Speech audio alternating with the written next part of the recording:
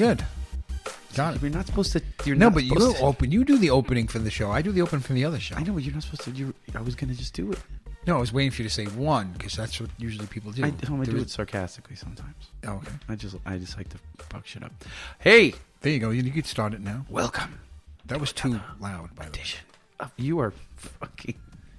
I have to edit this stuff, and it's like trying to get the levels right, and it's do you adjust the levels? No. That's what I'm going to say. I try and find a happy middle. I'm not going to sit there and be like up and down. I can't. Okay. But I do spend some time, and then I listen to it and afterward fact, and sometimes I'm disappointed. They all sound good to me. Okay, good. All right. Well, what show is this? Welcome to another edition of Camera World. First aid kit. I got 2 left. All right, so where did we leave off in our little intrepid band of ne'er-do-wells and cast-offs and mutants and slugs and frog-faced bandits? We haven't gotten there yet, but we'll get to the frog-faced bandits at some point. There's frog-faced bandits? Maybe. Would you like there to be frog-faced bandits? Sounds interesting. Sounds fun. Okay. If they have the tongues that go with it. Oh. And what do the tongues do? Are they poisonous tongues that they Are they snap at you? Oh, well, I was going to say something, but now you got me thinking, so I'm not going to say anything. Okay. But welcome back to Game World, everyone. I'm just fixing my mic. Go ahead. We left our merry band of friends after they were in pursuit, in search of vengeance. Wanted to slate their quest for the blood of the villains who ruined and destroyed the town of Timberland. Quest for blood. And they were chasing the... Sorry, I'm being silly. I think we both are being a bit silly. It's been a long week. The monstrous mechanized monstrosity that had burned the monstrous mechanized monstrosity. A lot of alliteration. MMs and M. Yes. A lot of M's. Yeah. So, anyways, I know a friend of mine today. He's going for meatballs and martinis. Oh Jesus, that sounds disgusting. No, it sounds cool. Like all different types of martinis and different types of meatballs. Like Swedish meatballs. Or any kind of meatball. Know. I just think you would want something lighter with a martini. Yeah. Well, if you're they're probably not real martinis. Well, you probably start with a real martini, and then you start delving into the weird martinis, and then you start going into meatballs. See, no, you know what that makes me think of? Like, what would Gamma World martinis be like? So, like, now my brain. You think they'd have calf? I'm still trying to figure out what's in that damn drink. Yeah, you don't really. When you have opportunities, you're not really asking the right questions. I'm not. Like any questions, you're like, I want that. You're like, you're not like, what's in this? I'm not asking any questions.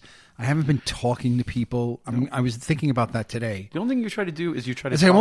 I'm trying to. You gotta understand. This role playing is a little bit new to me, so I'm like trying to win. I'm playing it a little bit like a video game. But how do you win? Well, I don't know. I win just by beating the guy in front of me. Maybe, or maybe sometimes when you lose, you win because the story improves. Whether you win, I can't lose. If I lose, I die. You almost died at the arena. What it is, and that scarred me, and because I almost died early, and the whole show would have just been ruined. So now I'm so paranoid about that I kind of play that way instead of I got to chill out. It wouldn't be ruined. I got to chill out and just tell the story. And I got to explore the world and see if I could find the ingredients to this. Yeah, you can paint on the canvas too, man. I can not just my canvas. You paint on the canvas. I don't know. It's a pain in the ass painting on the canvas. Okay, then paint off the canvas. I don't give a fuck. Paint on your body and then throw your body against the canvas. I'm missing a page. Okay, go ahead. Anyway, so we once again distracted again by Nick's ADD. It's my fault. but I have mental problems. So we were chasing down the flame throwing machine and the cyborgs that accompanied it, and after a brief pursuit, we were able to get ahead of the slow-moving device and ambush not just 2 of the motorcycle riders relatively quickly, but also a second pair of motorcycle riders, leaving only 1 pair of motorcycle riders to accompany the vehicle and the remaining crew. We stashed 2 of the bikes and drove 2 of the bikes back to camp, and we had arrived as Frank was pitching camp and desperately trying to maintain some kind of charge on the truck's battery so that we could continue the pursuit. And that's where we left off. Cool. All right. So we rode up on the little annoying dirt bikes ding. No, yeah, but I got there and I gave Frank one of the bikes. Yeah. And so what he promptly did is turn it upside down and rev the engine. I think he pulled a battery out of one, right? He's trying to pull the batteries out, and then after he pulls the batteries out and puts them in parallel with their batteries and with some cables and wires, he also flips the motorcycles over, and he's literally running the engines, and all these things are run into the battery. He's desperately trying to charge your vehicle back up to some usable level. How far away are the other bikes that we stashed? Well, the sun has set. It's probably on foot. Well, a good 30 to 45 minute walk. Sorry, I'm going to angle this way. Yeah, angle it that way. A little bit more comfortable. You're facing that way. There you go. Because my cushion in my now chair is missing. I know, it's weird. Sorry. I'm so sorry. It's okay. I'm sorry. We are. Well, so it's dusk. You're saying it's dusk. Yeah, you arrived back just as the sun was. And you're saying it's how many hours? It's about 45 minutes. 45 minutes. Yes. See, now if I wanted to have fun, if I wanted to have fun, I would go into the woods in the dark with Gloom. Okay. Right now to go get some bikes. And Gloom is just looking at you as you're... So in the game, you're literally just standing there looking at Frank. He's anxiously trying to get the batteries turning. You're looking at him, and your wheels are turning in your head like this. And Gloom is just looking at you like, say it. Say that you want to do it. You know? And I think that makes for a more interesting game. It's like I play sometimes too safe, but I would like to have fun and just see what would happen if Gloom and I went into the woods with that. So Frank, are you using both bikes? I'm sorry. I asked you a question right when you take a drink. I know, right? I'm sorry. Frank puts his coffee down, wipes his mouth. And he was literally going to pick the second bike up. He's like, well, I was intending to. I think we have a better chance of getting a full charge if I at least idle the motorcycles for whatever's left in the petrol in the tanks. How dense was I'm asking the GM here. Okay. Table talk, this is called? Okay, sure. Table talk. Okay, table talk. Mm-hmm. How dense was the woods? I mean, you were able to ride the bikes. You were not able We to... were able to ride them, but right? not like full speed because there are trees, so... We used the bikes to get around that bog. Yeah, dense enough, and that was another reason why it took you so long because you had to go around it. If you go through it, you might be able to do it a little bit quicker. It probably still took you about 45 minutes by bike because you had to go around the bog and you couldn't go full speed because there are pretty decent amount of trees. I mean, it's dense enough that... Sorry. Gloom. Sorry. Gloom. I ate a bar and it gave me a sour stomach. Gloom. Can we... yeah? You think we could both ride this bike? Like I'll drive and you ride bitch? I mean, that's... Why do I have to ride bitch? That's not politically correct. No, it's... I mean, there are no politics anymore, so I mean, it's kind of out the window. It is. But if you went behind me and just wrapped your hands around my waist and held it on tight, I don't feel comfortable doing that. No, I don't like to touch people. I don't. Well, what do you do? Would you want to sit on the handlebars? Like, I think that's weird too. Like, I don't know. I don't. Yeah. So. I want to go back. I want to go back and get those other bikes. Okay. I mean, we can try if you want to try. We could go slow. I don't want to walk through that bog again. That's the thing. Yeah. And I don't want to. We only have one. We can't take both bikes because then we get there and then there's two bikes and we have two friends with us. Yeah, but we only have one bike to get there now. So how do we get three of us on one bike? What is this, like Thailand or something? Just like three guys on a scooter. I look in the back of the truck. Okay. Well, you look in the back of the truck. You know what's in the back? What's in the back of the truck? Frank's motorcycle's in the back of the truck. Fucking Frank's got a goddamn motorcycle. Frank, how come not using your motorcycle? Frank, for this. Frank's like, well, fuck, I forgot I had a motorcycle back there. I was so... Did you see what I did with this fucking solar blanket? I mean, you think this just happened by itself? No, I know, but it looked like you took the whole fucking truck apart, and I think you'd come across your bike. I did in the tizzy. I forgot I had a motorcycle. Well, listen. Can we take you? Okay. You think we could take your bike? Okay. It's not really an off-road bike, though. It's like a street bike. It's a street bike. It's more of a street bike. All right, how about this? Then why don't you see if you could run your bike to charge this battery a little bit and me and Gloom take these 2 kids out on the other 2 bikes. Okay. Can you put the battery back on that other bike? Oh, okay. So he starts unhooking. Where's Elwin? Elwin he's like on a moss-covered... Rowan. Elwin and Rowan are on the top of a little moss-covered boulder that sits at the backside of your camp, and he's overlooking everything. He hops down with his rifle. He's got a bow slung over his shoulder, and he's like, "Yes, sir." Elwin, you have a flashlight? No. You have, okay. You have we'll get your longbow, I guess. We'll get your gear. Okay. So he runs back. Runs back to the truck. Grabs his pack. And find Rowan. Is Rowan around? Yeah, Rowan. He whistles. Okay. And Frank's like, wait a minute. You're taking the 2 good ones. You're leaving me with the crier? Well, okay. Wait, what do you mean? You have a ton of gun here. Why don't you take the crier here, and one of the good ones? I drop a minigun at his feet. Okay. And I give him... Okay. How many rounds? How many mags you going to give him? I give him 3 mags. I have 6 by 30 rounds each. So I give him 3 mags and of 30 rounds and 2 miniguns, because I think we grabbed 2 little submachine guns. We grabbed 2 SMGs. Well, you've got 4 of them because each guy had one. Right, 4. Each guy had one, so I'll leave 2. 1 for him and 1 for Bundeez. Bundeez, okay. So Bundeez is sitting kind of with his knees pulled up to his chest, and you drop a submachine gun at his feet and a couple mags of ammunition. He just looks up at you with these sad eyes. And he just grabs it and pulls it over, I guess. And he's just like, his lips sticking out. And Frank's like, and he goes, grabs the submachine gun, puts it on the tail of the truck, starts to pull the little ramp down and roll his motorcycle down. I sit next to Bundeez. Okay. Hey, kid. Yeah. Do you know how to use this? Kind of, I guess. Okay. Here, this is a magazine. It goes in here. Okay. And okay. Pull back this charge handle here. Okay, he pulls the lever back. Its chamber is the little tiny. Okay. It's no. You notice that it's cartridgeless. Like there's no shells that come out of the submachine gun. Like it's like these little tiny little bullets. So he's like, okay. All right. Keep your finger off the trigger until you're ready to hurt somebody real bad. Okay. All right. Fair enough.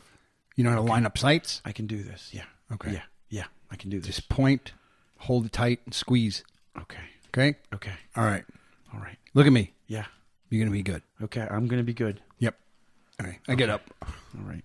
Even as you walk away, you just kind of see his posture just kind of slips. Okay. And he had a moment of just like maybe he reinforced himself. His posture kind of went up a little bit and straight and tall. And then as you he just kind of slouches just a little bit. Put on a little show for me. Yeah. Okay. But he slings it over his shoulder and he's standing there now and he's got his rifle in the other hand. He's got the submachine gun slung and he's just leaning back against a boulder and just looking around. Frank, you know how to use this, right? Yeah. Oh, yeah. Okay, all right. Yeah, please. All right, so... the bullets come out of that side, right?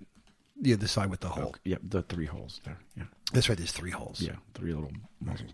All right, so he puts it there. It's got like a long clip in the middle. It almost looks like a little... I forget what those Italian submachine guns were called, but it has a handle in the front. No, Thompson submachine gun was an American-made submachine gun. Yeah, you're right. It had a circular magazine. Yeah, it had a long clip too. It had the drum magazine, or it had the regular. The clip. Italian one, there isn't an Italian. It has a little. It's like an AK-47. Not an AK-47 because that's Russian, Chinese actually. Right. But it has it's a small submachine gun. It has a long clip in the middle. It has kind of like a little. Front grip kind of. Oh, what the hell was that called? I used to know what it was called. It's not a Beretta, but it was Sten gun. STEN? Yeah, kind of archaic looking. It's got tape on it. I remember seeing it in Wolfenstein. They used that in Wolfenstein. It would have been something around World War II-ish looking, but it looks very similar to that with a grip in the front and the grip in the back and this long clip that hangs down longer than both. But it has 3 spinning barrels. The Sten. And in the front it has 3. Well, the 3 barrels are side by side like in a triangle. So 1, and 2, 3. They don't spin. They don't spin, but they just like they take turns, like almost like there's 3 barrels that are chambering rounds one at a time. Okay, interesting. Something weird, yeah. So he's got it there, and it's got tape, and one of them's got feathers on it, and the other one's got feathers, just crazy stuff taped to it, all kinds of shit, like they personalized it. All right, so is that better? Frank, but you feel a little better now? Or I mean, I guess. You have a comm link? We don't. There's no comm links, man. Oh, Gloom and I have. Gloom, should we give him one of our comm links? But then how are me and you going to talk? Yeah, I mean, and it's really not super long range. It's not. Yeah, it's line of sight. It's pretty much line of sight. Yeah, like think of it like a glorified walkie-talkie. Maybe it uses some kind of laser communications. Yeah, Meecho wouldn't know what line of sight is. So, yeah. All right. You know that it doesn't work. What do you mean? Just you have to be close to you. What's the point then? Well, it's not just. It's more for above ground. Obstructions will cause problems with it. You can have boosters and antennas, but you guys don't have that stuff that can help. Oh, I was talking to Gloom. Oh, sorry. Yeah. Oh, I don't know. Sorry. I don't know how this shit works. I just know that if I go down to ground, these things don't work. They don't work anymore. All right. If I go in something that's too thick or where there's machinery, they're spotty. So, they're good to a degree, but they're not perfect. We just don't live in that world anymore. Can we? Oh, we can't buy better ones. I mean, we could see what we could do to help. I mean, not now. I know there's no stores around, but I just mean, should we just make a note? You think a Radio Shack is open? I don't even know what that is. I'm gonna buy some resistors. Anyways. All right. Well, I think I'm going to take my first aid kit out. Okay. And now each time I'm down to 1 though. Yep. You sure you want to use it now? I only have -6, but all right. Yeah, maybe not. What's Gloom? He's minus something too. Yeah, I forget what he's at. I think it was -4 or something like that. Yeah, he took a little bit of a hit. Where did I saw where I wrote it down. I forget where I wrote it down here. Here. That's our. This is our initiative. This is all initiative stuff. Did I write? I think it was -4. Yeah, probably. Let's call it 4. So let's say we bind our wounds. We'll get 1 hit point back from just binding them. And that's you could bind without using first aid? Yeah, you just grab... Well, you're using first aid. You're just not using a first aid kit. It's probably more effectively, but you stop the bleeding. I also forget exactly what our wounds were as I described them. So I get, what, +1 back? So I'm -5. Yep. You tear up some pieces of cloth and you clean it up with some water and we bind each other's wounds. And Gloom, how's your ass? It's okay. Oh, that's right. It was from the leeches, wasn't it? I would know. I was -1, I think, from the leech, and then I was -5 from getting shot. But everything that Gloom took was from the leech, wasn't it? His ass. He ripped his ass. Yes. Yeah. It's still tender. It's still tender. But I wrapped a cloth kind of around my. I don't want to. All right. No, I just wanted to make sure. I just want to make sure. It's embarrassing. I mean, if somebody had a camera out in the woods, I don't know. I wouldn't want that on the post. I wouldn't want that posted anywhere. Like I wouldn't want people to see that. No, I understand. It was fine. Anyways. All right, so Ellen and Rowan are with us, right? Okay, so Yep. All right. Okay. All right, so we have 2 bikes now. Okay. So Gloom. So let's do this high or low for favorable results. High. That's a 6. That would be not. And on the second bike, we rolled a 15. So the one bike, the headlight is broken. Oh, there were headlights. I didn't even think they were Yeah. headlights. The second bike has a headlight. It works that we can use. So that bike should lead the way. Okay, so Gloom, you take the bike with the headlight. Okay. Or wait, can he see in the? You have night vision goggles, right? He has goggles that he can put down. All right, so then, okay, you take the lead with the bike with no lights. Hold on, are we recording? Are we? Are the numbers moving? Can you guys hear us? Yeah, we're recording. Okay. It's not funny. Yeah, I'll lead the way. And then do we want to put the lights on or not? Do we think that'll draw more attention? Yeah, maybe. Yeah, but then how do I see you? I'm not going to see you. Yeah. You have polarized goggles, but you don't have any kind of night vision. No, I have no night vision. So we have a light and night vision. So then the bike with the light should go first, and the person with the night vision should go second so that they could look left and right, I guess. Right. And then we have to go at a measured pace, which means it's going to probably take about twice as long. So should I borrow Gloom? Can I borrow your night vision? Because I feel like you're better in the lead. Because so you're visually Gloom's sharper. bike was the bike with the light, so you want the night vision. Well, we could switch whatever bikes we want. We're both standing by the 2 bikes. So you want Gloom to drive the bike with the light or without the light? I would say with the light. What do you think, Gloom? And I think that you have better, because I think you should be in the lead because you're a little sharper and quicker reacting than I am. Okay. I'm more of a, let's face it, I'm a little lunky. Okay, so I'm better off following your lead. Okay, he gives you his night vision goggles and cranks the motorcycle down and turns the light on. Yeah, unless you think you need the night vision goggles too, but I think with the headlight it'll be overbearing. You make the call, man. I mean, I'm willing to do whatever. I don't know. I'm not even super good driving this thing, but I'll do my best. All right. Okay, let's go with that. Okay. So how so fast? Who wants to ride fast? with me, guys? So you guys want to do rock, paper, scissors? Rowan jumps on the bike with you. Elwin jumps on the bike behind. Okay, so I have Rowan. Yeah. And they both have. Did you give them submachine guns too? You kept one. Well, there's 2 other submachine guns. No, I just brought them back. Well, there's actually one. So you gave one to Frank. You gave one to Bundeez. Well, what does it even do? I don't even know what its damage does. It does 2d4 damage if you hit. Okay, so yeah, I'm still better off with my pistol. Okay. So, but they have longbows. They have longbows and they have those carbine rifles. And they have carbine rifles. I have a carbine too. I have a carbine, a pistol, and a sword. But now you should. They have a longbow, a carbine, and potentially these submachine guns. Yeah. So I don't know. I mean, you have to kit them out, I guess, because we don't have another player. Yeah. If we had another player, they would pick what they want to bring with them, right? Well, and they both kind of look at it like, well, we don't. I mean, we don't really know how to use those things, so we're kind of unskilled with those things. Okay, with the carbine too? No, carbine would be no. We can do that. Okay. It's more of like an archaic weapon. So bring with whatever you're comfortable with, I guess. Okay. Well, no, they're bringing all of their stuff. It's just whether you're giving them. You have 2 submachine guns that are unaccounted for that you. Can I'll give them to them then. Yeah, okay. Sure. So they each have one. Frank and the other kid has one, and you don't have one, right? Just to be clear. Right. Okay. I don't have one, and Gloom doesn't have one. Yep. I have a charge pistol, a knife, a carbine, and a vibro blade.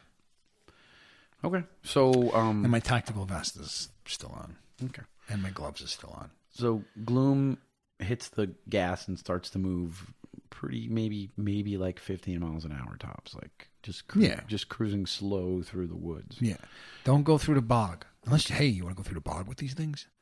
I don't know. It was pretty deep. Wasn't it like waist deep? I mean, with the engine just... Oh, it was waist deep, right? We can't deep. Skim over the top of it. I mean, if you want to try to jump, you want to jump it? You want to jump it? How big you was it? guys want to jump it? How big was it? I mean, we waded through it for a little while. So we did. I don't think we we probably can like jump 20 it. or 30 feet across or something. We'd have to build a ramp. All right, so let's go around it. Could we build a ramp? No, I always wanted to build a ramp. I don't know how to build a ramp. Let's go around it. Just don't. I'm just wanting to remind you about the bog so you don't actually end up in that crap again. Okay. So we're gonna make a couple of dexterity rolls to make sure everything goes okay. Seems to be a fair trade-off. So Gloom is going to start. His dexterity is it dexterity? Yes. His dexterity is he's good. 17. He's got a good dex. He's got a +2 dex. Right? So he needs to roll under a 17 on a d20. And he rolls a 7 for his first roll. We mean he needs to run He's going to roll under a 17. So that way it's a d20. If you had an 18 dex, you would need an 18 or less.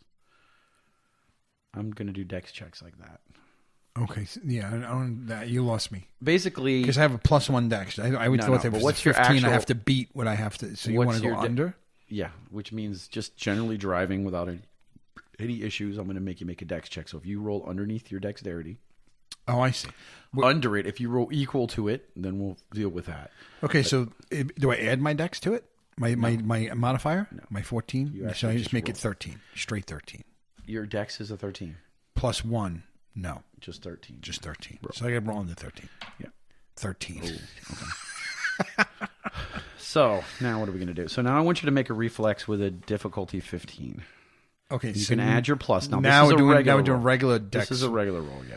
So there's a check versus what is this called? I'm doing this a little bit different because this is an old school like D&D way where, so if your dex is high, like if your dex is a 4 and you were going to roll, hey, make a dexterity check and you have a terrible dex, you would have to roll underneath a 4, which is hard. If your dex is 18, you were supremely dexterous, right? So that's how we used to do checks. Yeah.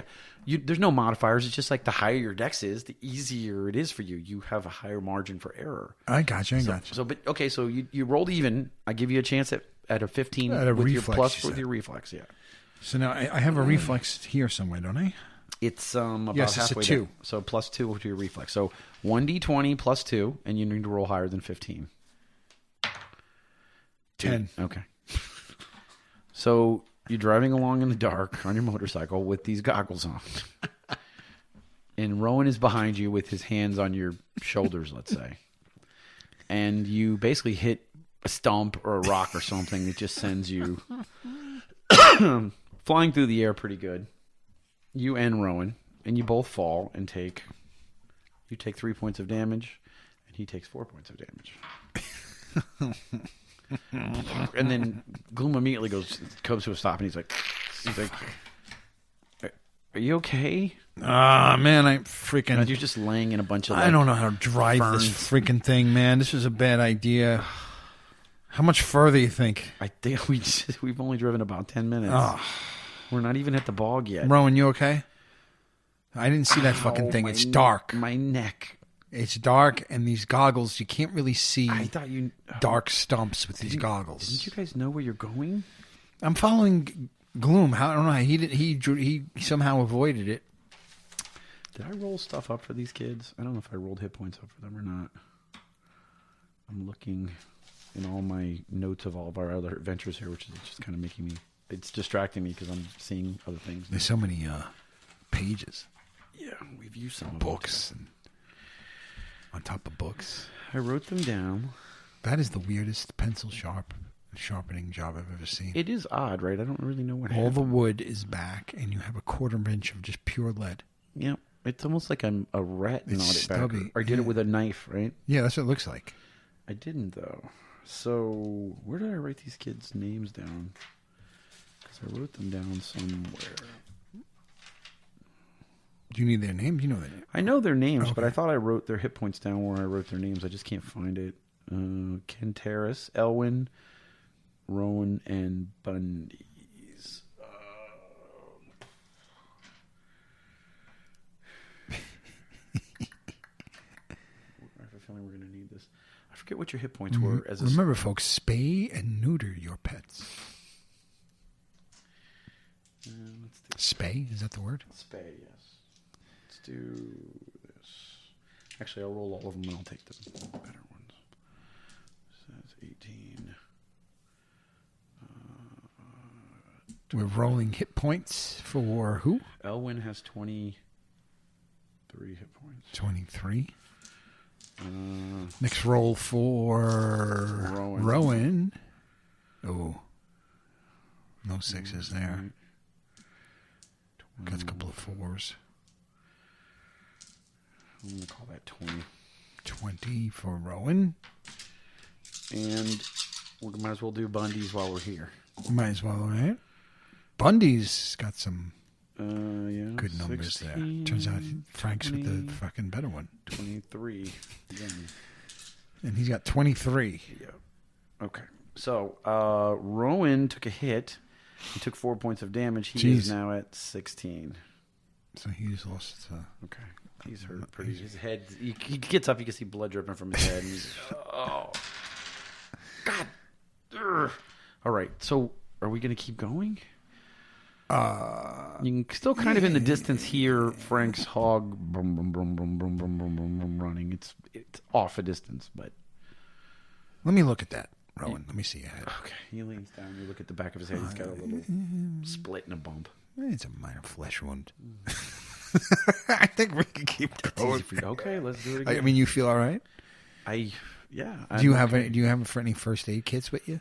No. I have some like we have some like clean gauze and we have some moss that we rub on things and things like that, like herbal. Do you have anything for me to wrap your head with or something? I'll wrap your head. Yeah, because I have these rolled up bandages. My mother gave me these. All right.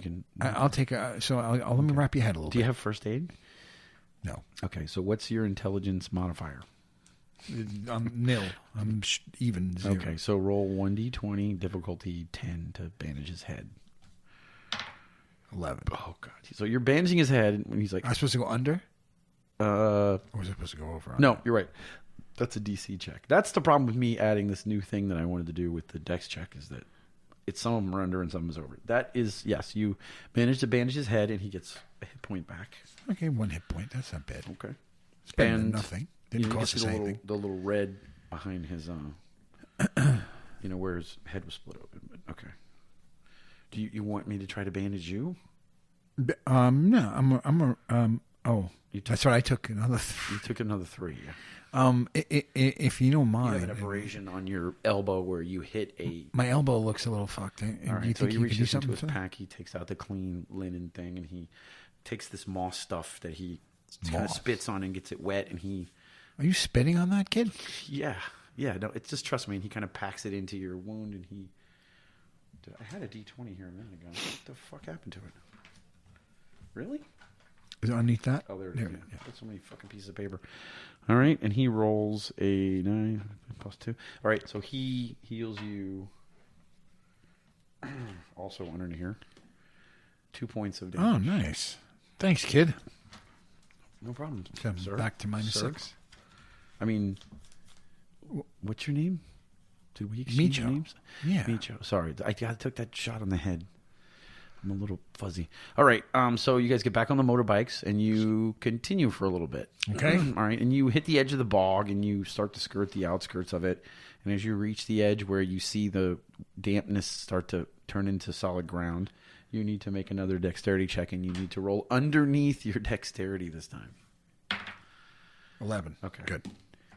And Gloom rolls a 3, so you guys are able to, once again, going maybe 15 miles an hour in the dark through the woods with rough ground, but you manage to get, and you're about 2/3 of the way to where you want to go. I pull up next to Gloom. Okay. So he slows down, and you guys are now going probably like maybe 5 I wave miles at him a little bit to stop for a second. So he stops and puts his foot on the ground. We're pretty close now to where we saw those other guys, and we got like lights going, and we got motors going. You think we should take the rest on foot, like put these bikes up against a tree, and going a little quieter, just in case there's some action up ahead? It might be a good idea. Make a spot check, will you? A DC 10. Okay. Do I add my modifier? Yep. Okay, so 14. All right, so you're both sitting there, and Bloom's like, and he turns the bike off for a second. He turns his bike off, and he kind of motions for you to do the same. Okay. And you shut the bike down. The engines, they quiet down, and all of a sudden you can hear just mechanical grinding. You can kind of tell that it's very close to you and moving down the road. And in the distance through the woods and between the trees, you can see these orange dancing light kind of casting these really weird shadows as this, like I said, this mechanical grinding and pinging and banging, and you can hear this thing moving down the road, very slow and measured, and not, like I said, it's even probably slower than you guys were going on the bikes. It's just not moving fast. Okay, I motion for the kids to get down, and I take my night goggles off. Okay, and I throw them at Gloom. Okay, so he's like, he catches them, and hoping he takes the cue. Okay, so he puts the goggles on his face and pulls his rifle off, and he kind of slides off. Right. Now, you guys were going kind of in a direct line to where the motorcycles are. This is further down the road and away from where you're headed, but it's probably closer than you would like to be if you're trying to retrieve the motorcycles. Right. And then as this thing continues to move, you can hear more motorcycles going up the road towards where the bikes are, and then circling back, and you can hear they may be searching the for their dead friends. The din of voices having conversations, loud voices having conversations from wherever that mechanical thing is, because they have to shout over whatever the noise of this engine is, and you can also hear this quiet little whir of something that you really can't make out what it is, but it's almost like a metal whirring sound. Okay. I get off the bike and I lean it against a tree, and now it's me and the two kids, and Gloom is gone, right? Mm-hmm. I gave the kids a motion to like be quiet. Okay. I kind of get low, and I pull my vibroblade out. Okay. And I, crouching low and sneaking in the direction of where I hear this noise, looking for some sort of vantage point. Okay. There was something I could hide behind and get a peek. Okay. You start to crouch and move, and then you can hear them behind you start to pull their bows out and cock arrows, and they're down and crouched and following behind you.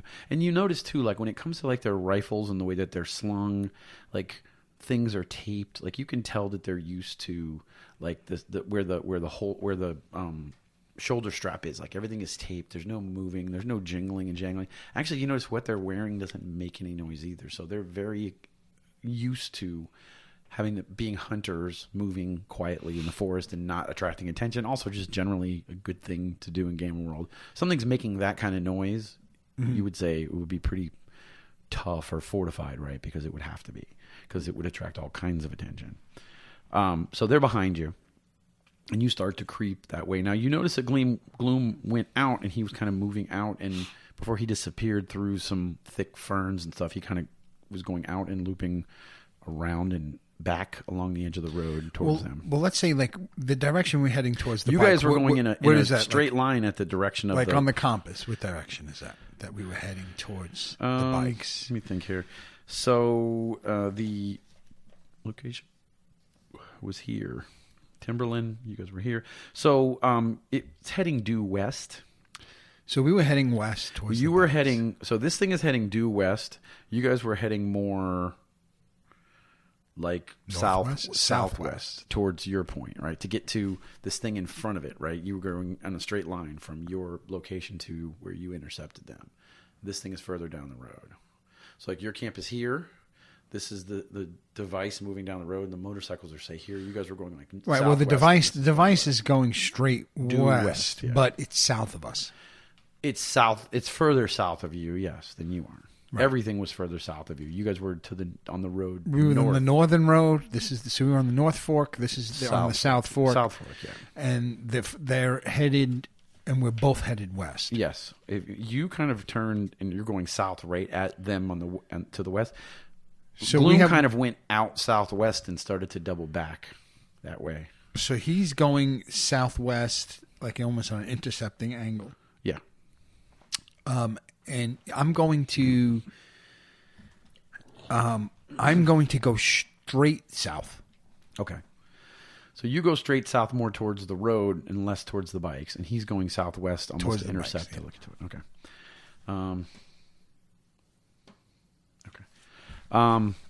So you're heading towards the road slowly with the two boys. Looking for a vantage point. Like, do I see someplace? You're getting close, and then you see that boulder type. Oh, the same boulder? It looks like the same boulder. Why did my wife send me Degeneration X in a text? I don't even know what that means, but it must be craziness at my house right now. So you see kind of like the boulder. It looks like the same boulder. I guess it's kind of hard to tell them apart, but yeah, it's moss covered on half of it. They're boulderish. Yeah, it's boulderish. I mean, I guess if you want to go around the front and see if it was, because remember they were shooting at it, I guess you would see some pieces that were chipped off. Or does that not matter? No, if I can hide behind it. How far are these sounds from me currently? The sounds Can I tell? I mean, I don't know. I mean, it's just down the road. It's right. Just down the road. So I get behind the boulder and look around. Okay, so you're behind the boulder and you're looking around, and you can see, like I said, this weird, eerie yellow light kind of illuminating everything, and it's kind of dancing and flickering. And then you can also see every now and then like a spotlight get turned around, and you can see a beam go here or a beam go there.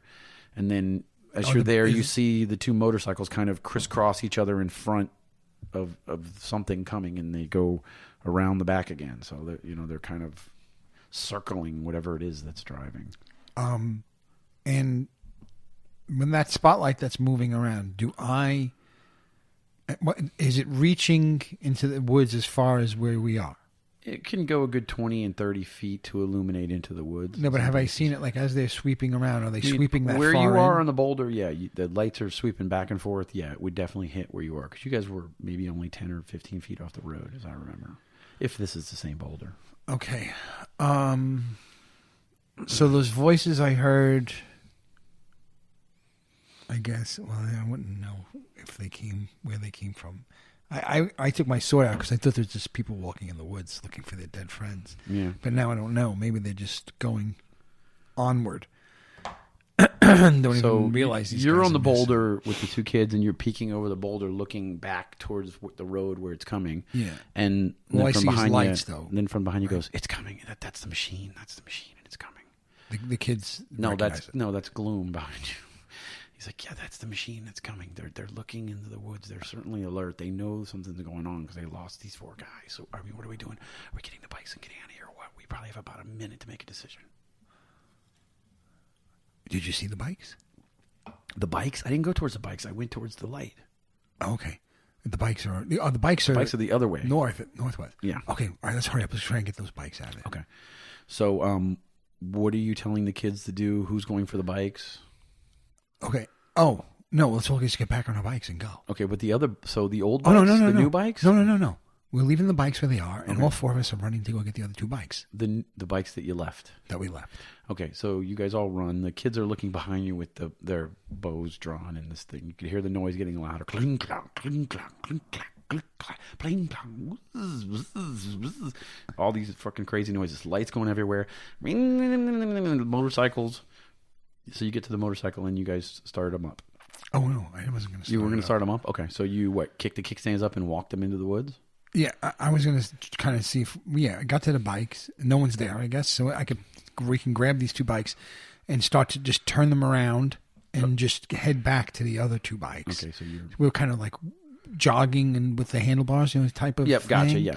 They're rolled up. I don't want to start them and get lights going and all that stuff. No. Okay, so you're pushing the bikes through the woods and the boys are following behind, kind of looking behind you to make sure nobody's chasing you. Okay. And you manage to push the bikes into the woods back to the spot where you guys were. Now, where you left your bikes when you heard the noise was a good maybe 15 minutes away from the road, so it's a decent walk. You can hear the noise getting closer and closer and the lights getting closer and closer. At one point, you guys kind of have to duck behind some trees to avoid being seen, but you're able to get the bikes back to the other 2 bikes, and you can get glimpses of this mechanized monstrosity just rolling down the road. Okay, yeah. I'd like to, if I'm starting to now see this thing, because before I was just seeing lights. So you're saying now it's a little bit more visible? You can see bits and pieces of it between the trees from where you are, yeah.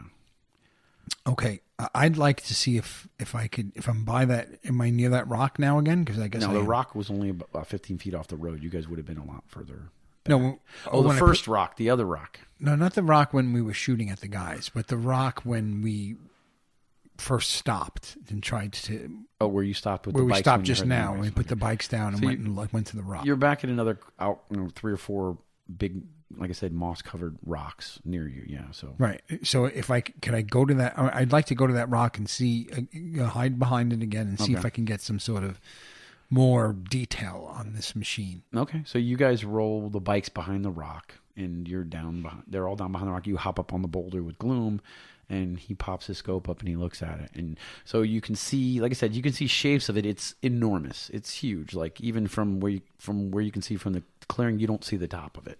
How many yards? I guess. I mean, you're probably maybe about 75 feet away from the road at this point, so you're not getting a really great look at it, but you can see, like I said, things between the trees. You can hear these whirring of blades, and every now and then you see a tree branch just fall off, like here and there, like something knocked it off. You can hear you see him anywhere? I don't see shit, man. This is bullshit. These guys are out fucking around, and they just leave us this bullshit duty, and everybody's off having fun. This is fucking bullshit. Then the guys on the motorcycle rolling around just going, yeah. They're just fucking annoying little gnats on their little fucking dirt bikes back and forth. But the guys, you can hear the voices. They sound a lot deeper and bigger. And like I said, there's these whirring sounds, and every now and then a branch will fall, or you can hear something thunk on a trunk, and a chunk of wood goes flying. And then you can also see bits of flame blowing out parts of these pipes all over the sides of it as it's at different heights. Like it really just looks like something that's just kind of thrown together, but with flame coming out of all kinds of different parts. Like almost as if it could spit flame out of... like flamethrower tips, it sounds like. Almost like from every angle, from every direction of this thing. And it has these huge treads for wheels. that look really loosely wound around the those middle wheels on the tread that are kind of flopping around and making a lot of these metal grinding, popping noises, ripping the pavement up. Like a tank tread type of thing? Like a tank tread, but it sits kind of on top of the tank treads, like a little bit elevated above them, almost like there's these little poles that hold the tank treads to the body of the device. And it also looks almost more like it's very cylindrical, and it comes to a point. So when you first saw the point of it, you could see multiple of these little tubes with flames coming out of it, and they were blown out. They weren't like fully ignited, but you could tell they were ignited to provide some kind of light source for them. But almost like a tapered missile kind of looking thing, and it gets like bigger and bigger as it goes along. Okay. And then after a few minutes, it kind of rolls past you. Well, before I say that, is there anything else that you want to make note of? And that's kind of all you can see from where you are. Yeah. Can I see how many people there are? Can I get a count of how many guys there are? You already know how many people are on it, though, because you already had that count that Gloom gave us. Yeah. Oh, I just wanted to see if it was still accurate. You can't see any of the people from the side of where you are, but you can hear them like they're maybe riding on top of it, or they're coming out of hatches or something. You're not really sure. Okay. Yeah, I don't even have any binoculars or anything like that.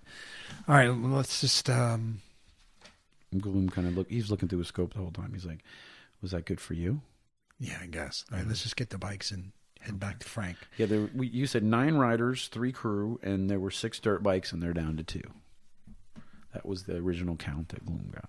Okay. All right, so let's just head back. So we're just going to head back? Okay. Yeah, I mean, you're clocking this thing at maybe 5 or 6 miles an hour. Like, it's excruciating pace. Yeah, I mean, like, we slept. Yeah. And we got past it. We got in front of it. Yeah, and you're not sure. And then we knocked off 4 of their guys and went back to Frank, and then came back again before we saw it again. Before we saw it at all. Mm-hmm.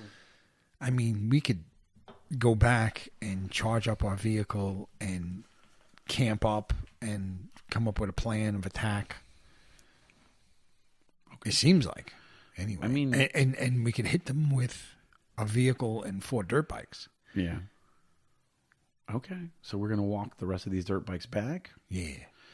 Okay. So you guys spend the next probably about 3 hours walking the Well, I mean, we walk for a while, like maybe till we get to the bog. When we get to the bog, do we hear the machines still? No, it gets more and more distant as you hit the bog. So, and you don't know stop and we listen. Do we hear any people or motorcycles? Okay. All right, guys. Do you think you guys know how to ride one of these things? I mean, I could try. It looks like fun. All right, let's see which one of these have working lights, and make sure the ones with the lights go to the kids. High or low? High. So one has a working light. Oh, and the other one doesn't. So we have 2 lights and 2. All right, so give the 2 lights to the 2 kids. Okay. Gloom, I guess the night vision goggles. Okay. And say a prayer for me. Oh, Jesus. Okay. Put me between two lighted bikes. All right, so Gloom is going to take the lead with the night vision goggles. Okay. He also probably has the best chance of not failing. And then we'll do Rowan, and then you, and then Elwin. Okay. Let's see what these kids' dexterities are, I guess. I don't know. Oh, we have to roll some dexes. Sorry, I kind of threw these kids at you. Like, I guess you didn't think I was going to grab them. 12 is the first one, and the second guy has a 15. So, what does that tell me about these guys? We'll flesh them out as we need to flesh them out. So, Elwin has a 12 dex, but he had 23 hit points.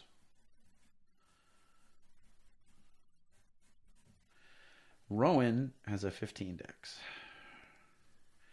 So that might explain why he is a little bit maybe lower on the hit points. He's kind of lithe and fast. Okay. So we need to make one successful roll to make it back to camp without somebody killing themselves riding a motorcycle. This is one of those low dex check? A low dex check. 5, baby. You're good. Gloom is good. 12 and 15. Elwin is 12. Let's see. Okay. What is that? It's a 16. Ah, shit.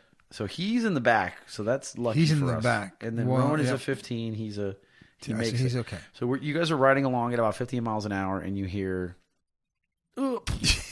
and the other kid who hadn't fallen yet falls and.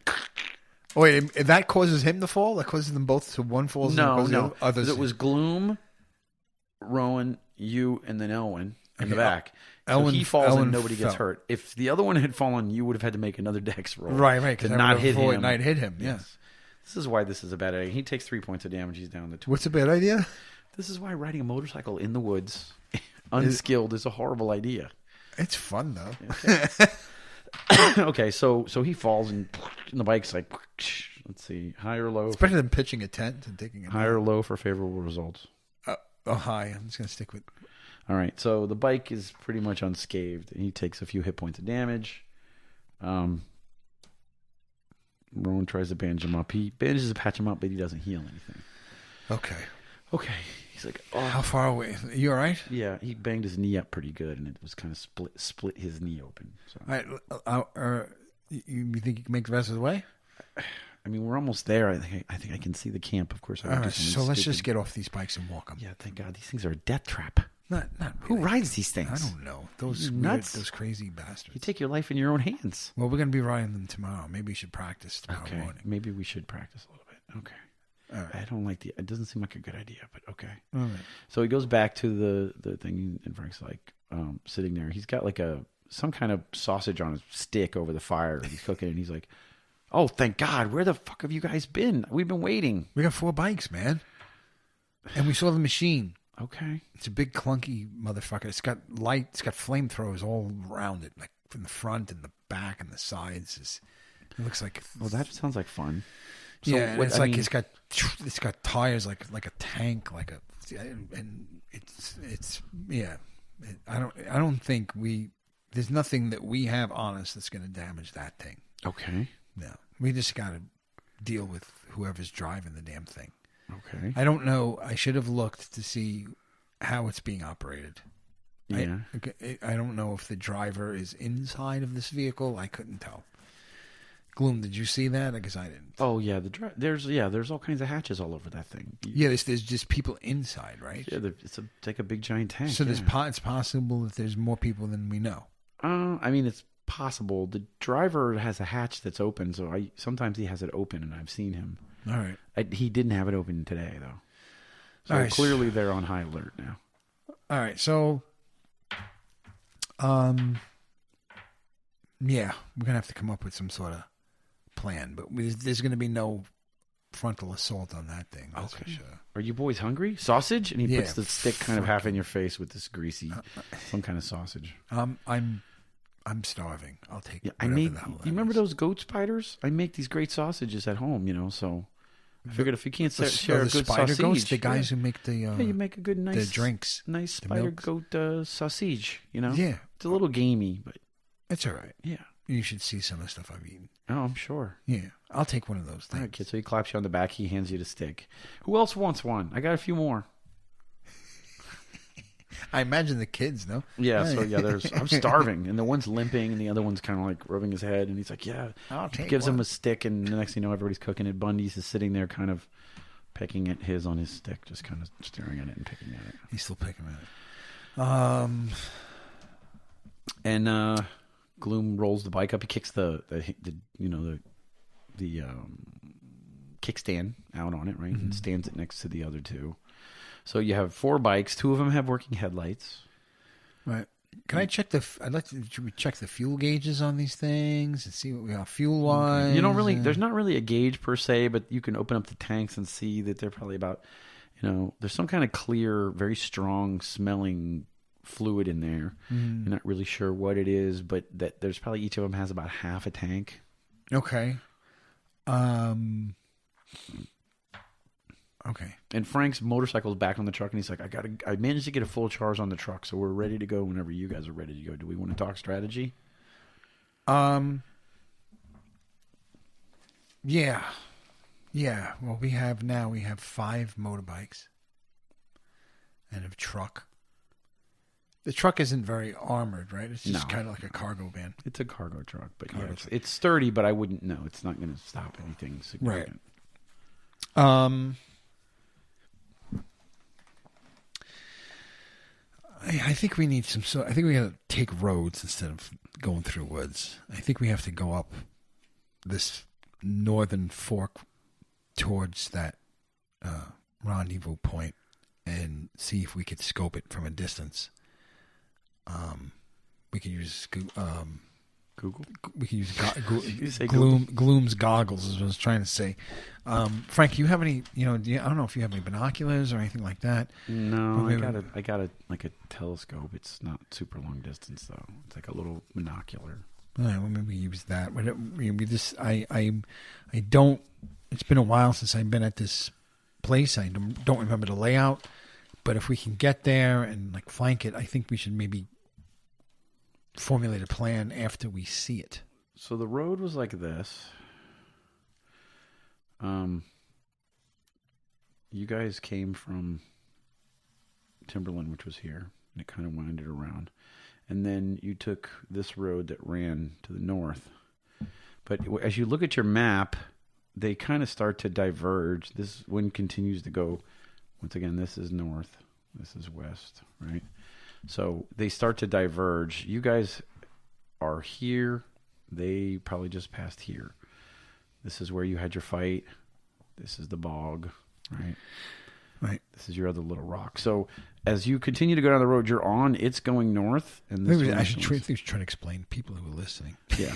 Well, that's what I was verbally trying to explain. Yeah, I'm just saying why I'm going to interrupt you. Came out and it forked into two roads. The South Fork, which was more westerly, started to bend further south. And you guys took the northern part of that fork, which is more bending further northwest, and it's continuing to curl northwest. The westerly road starts to turn more to the south. But the place that we were headed, where is it? I guess put it on there. The cache is right about here, where you knew that's where. So they're on a road that's going away from the cache? I thought that's what it looks like. They're going away from it, yes. So they're not headed where we thought they were headed. Make an intelligence roll. You're reading the map with, let's say, Frank. Make an intelligence roll. 9. Okay, and he rolled a 10. DC 15, let's say. Frank didn't necessarily make it, and I don't think you made it. No, I did not. 9, no. Okay, so both of you were looking at the map, and there's lots of symbols, and you get topographical stuff that you would know as elevations and things like that, but you don't know what half of that shit means.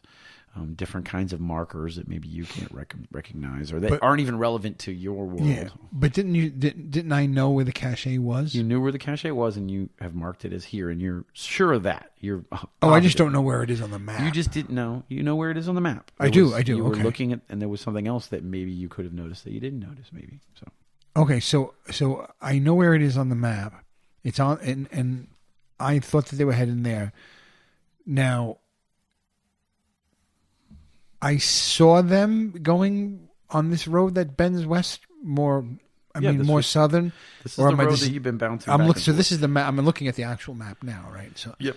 Okay, and okay. So then they're not heading towards the cache. They're not heading towards that place. So we're over here. Yes. All right.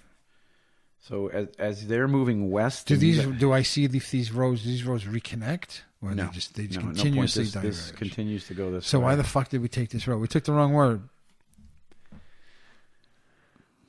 Yes, we took the wrong road. We took the God. All right, so. Well, I mean, geez, if I knew that, I would have just pressed on with the bikes. So, Frank, you think you could walk your bike through the woods? The motorcycle? Yeah. I could try, but it doesn't have the suspension for that, like your bikes do. Yeah, and I'm going to say ride it, but just walk next to it. I mean, I guess I could try. Yeah. We can camp at the truck. You eat, camp out, rest, and then you want to cover this on foot and walk back across. Well, maybe there's something that's not on the map, because you're right. Why are they on that road? Even if they decided to not go to the cache, there must have been a way to go to the cache from there, or else they wouldn't have turned that way. Or did we just assume that? We assumed that because they were heading this way, that was where they were going. That's the only road. Yeah. They're on a road that's heading in a certain direction. There's no place else to go unless this map is missing information. And that's possible because this map is very old. So who knows? I mean, just because it shows these roads doesn't mean these roads are still there. They could be heading at it. They could be headed towards us. Because how sure am I of this? You're very sure. So if they are heading there, they're going to have to drive pretty close to us. Even if we're sitting right where we are. Yeah.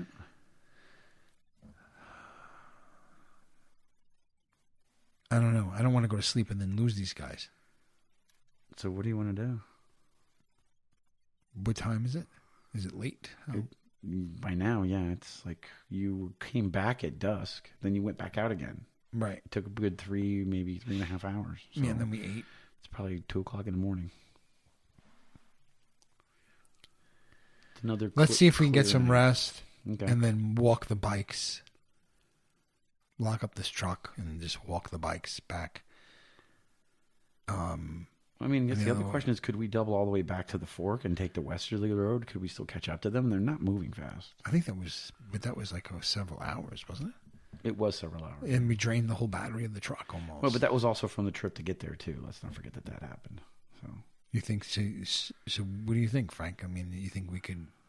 I mean, we move a lot quicker. I don't know if we put all of this shit in the truck, how fast the truck could move. But well, I mean...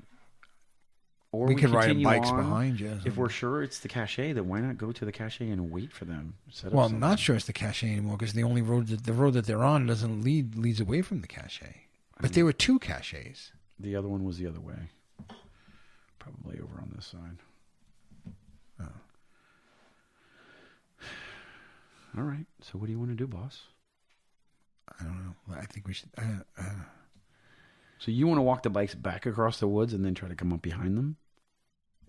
Yeah, well, we don't know where they're going anymore. No, we don't. We thought we knew. We assumed where they were going. Yeah. Based on the information that we had. But yeah, no, we don't know where they're going anymore. So we got to really... I think we just have to follow them now at this point. Just tail them. Yeah, maybe you're right, Frank. You think we can catch up with them? We can try. Worst case scenario, if the truck runs out of battery, then we take the bikes and catch up with them. We stash the truck. It's 2 a.m. Who's going to drive this truck right now? What if we took a nap? You think we took a nap and then you then drove off? You think you still catch up with them? I don't know. I don't know. You said how fast was this thing moving? Pretty slow. No, it was going pretty slow. I mean, considering like how slow we were, and we still were pretty far ahead of it. Yeah. I'm just worried it's going to go turn off somewhere, but that road keeps going. What else is on this road? This road? The road that they're on. The road that they're on? On the map. It just continues to go off, and it actually leaves. Are there any turnoffs? Yeah, every now and then you'll see another road that turns off and goes back some way. So how far is the first turnoff? There's a turnoff here. So there is a turnoff to the south coming up. I mean, at the pace that they were going, it would be at least another day before they could get to this spot. All right, let's rest up and then first light jump in the truck and hightail it. Okay. Back. Okay. And see if we can just follow them to see where they actually are going. Okay. So, all right. I down my sausage. Okay. So you eat your sausage. The two boys are grinning and poking each other in their wounds. And ow! I mean, the one kid laughs and pokes Ron in the knee. He's like, it's like, and they're just chewing on sausages. And like I said, Bundeez is just like, he's going slow. Just going slow. And Frank is like walking around with it on a stick, eating it. Gloom has got a sausage in one hand, some other kind of fruit in the other hand. He's just shoving it in his mouth. I'm so hungry.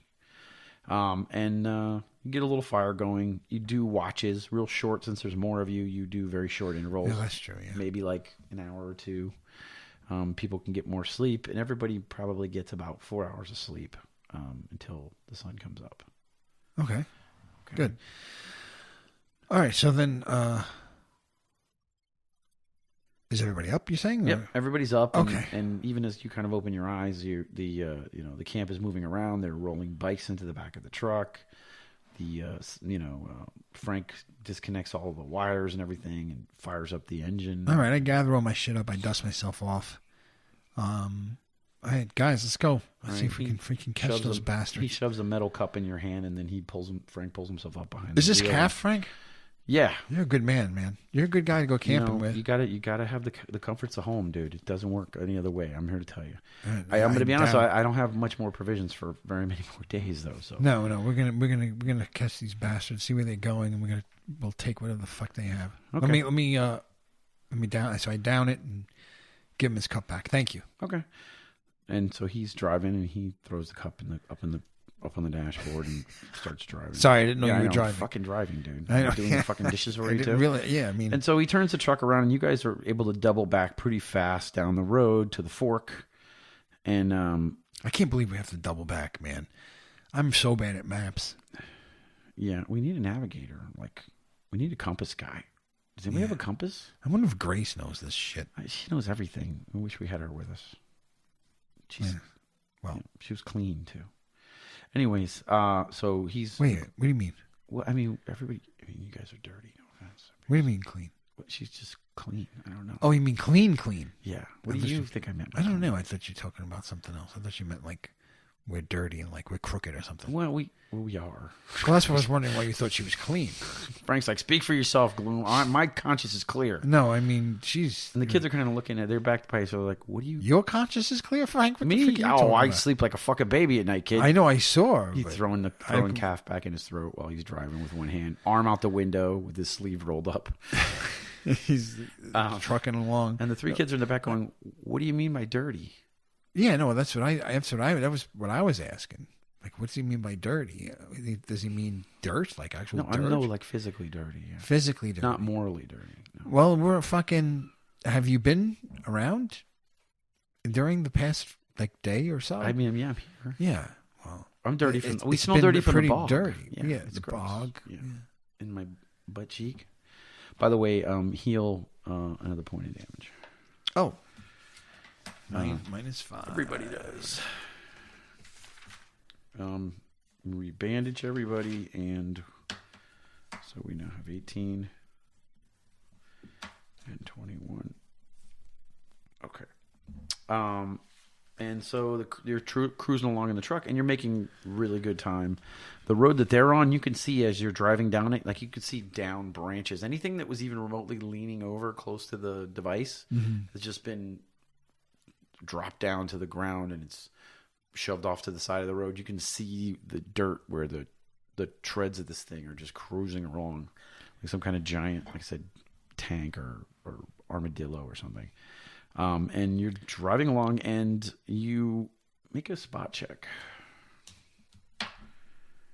8, let's say a DC 15. 7. Oh. That's 15 exactly. Okay, so you're driving along, and you spot the boulder that you were at when you first encountered them. So you've now officially doubled all the way back around to the opposite side. Gloom, is that the boulder we were hiding behind? Looks like it. Holy shit! I mean, that one looks like it too, though. Oh, fuck. But I mean, it's that. Look, there's little bullets. There are bullet holes, right? Yeah, that's it. That's got to be the one. That's it. So we've at least caught back up to where that we were yesterday, or they were yesterday, or last night. Oh, cool. All right, so then maybe, yeah. All right, we're making good time. Okay. Just keep your eyes peeled. But that gives you the indication that you've got to be close. So everybody gets on high alert. Frank is going a little bit slower. And you're cruising down this road probably about maybe 30 miles an hour. You're moving more faster than they are, but not too fast that you're going to roll up on top of them.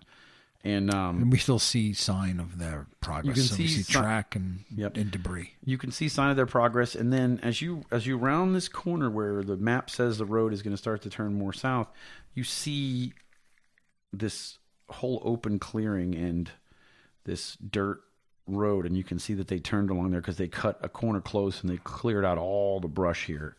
And it looks like there's some kind of dirt road that goes between the two that is not anywhere documented on you. Fucking shit.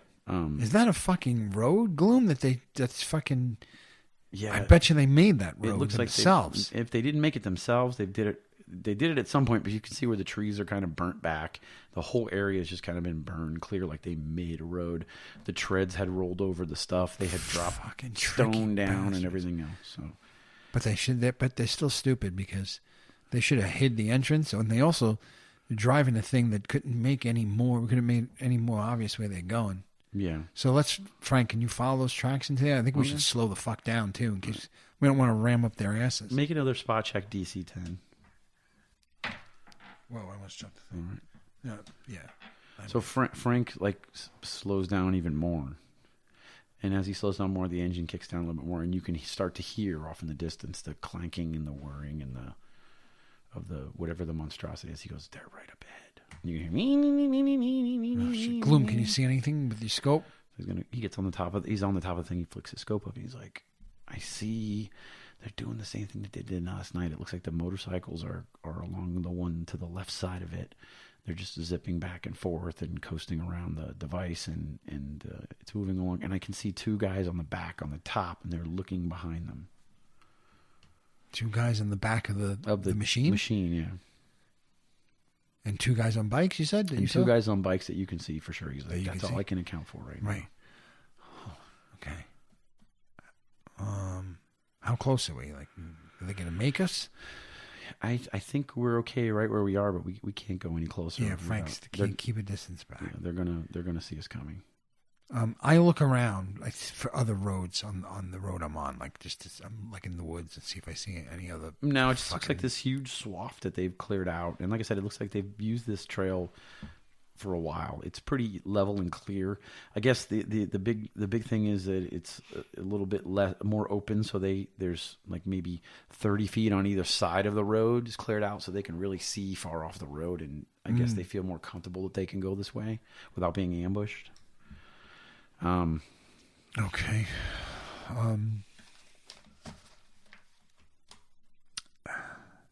Yeah, I say fuck it, just keep following them. Just don't get too close. Let's not get seen. Okay. Let's see where they end up. I want them out of that vehicle because we can't attack that vehicle. It's just too. Okay. There's no way. Okay, so Frank makes a couple drive checks, and he's able to kind of maintain his distance where you guys aren't too close. Between the noise and the flames and the smoke and the fumes and the motorbikes, they obviously don't know that you're back there, kind of trailing them in the truck. Okay. How long are you going to follow them, and at what point are you going to stop following them, or what are you looking for them to do that's going to make them? I'm going to follow them till they stop. Okay. I'm going to follow them. Let's just follow them all the way until they stop. Okay. So you follow them for probably another 20 minutes. A couple times the motorcycles double back, and Frank has to hold further back. And eventually the machine just grinds to a stop. And you can still hear the engine going boom, boom, boom, boom, boom, boom. This loud thudding from inside of it. I know, Frank, stop. And the motorcycles, you don't see them from where they are now. And the two guys on the back. Well, now wait, are we in the open on this big wide road? What he was doing was he's keeping to keeping to the edges. He's keeping to the edge to kind of try to obstruct you guys and going really creeping along behind them. I mean, if they're going 5 miles an hour, you're going 2 miles an hour. Right. Further back. And Gloom has got an eye on him with the scope. Okay. He's like, okay, they stopped. Gloom says, they stopped. The two guys in the back are facing forward. I don't see the motorcycles. Okay. Let's get in the woods. Can we get in the woods? So Frank pulls the truck over and manages to pull it into the woods into some bushes that obstruct it pretty well. Okay. And it's hidden from the road. All right. I guess everybody out and gear up. I'm going to get all my crap. All right, so the three boys jump out the back. They literally have to drag Bundeez out of the back. Frank rolls out, and he grabs the submachine gun. He throws it over his shoulder. He's like, okay, are we going on foot? Are we taking the bikes? What are we doing? How far is it? You're a couple, maybe 300 feet behind him. 300 feet? 300 feet. We can walk. 300 feet? 300 feet. Let's stick in the woods. Okay. So you're going to quietly walk through the woods. Deep in the woods. Okay. Deep. Like you know what I mean? Like a good 20 yards into the woods, and then following the road, like with the road to our left, let's say. Okay. So you're about 20 feet in, and you're following, and you can, as you guys are sneaking, let's do sneak rolls. Okay, so I have DC 10. There's a lot of noise, so. Okay, I move silently. Gloom is good. Frank is good. What did you say? Move 10, you said? 10, yeah. Okay, I got all of 17. Everybody's good.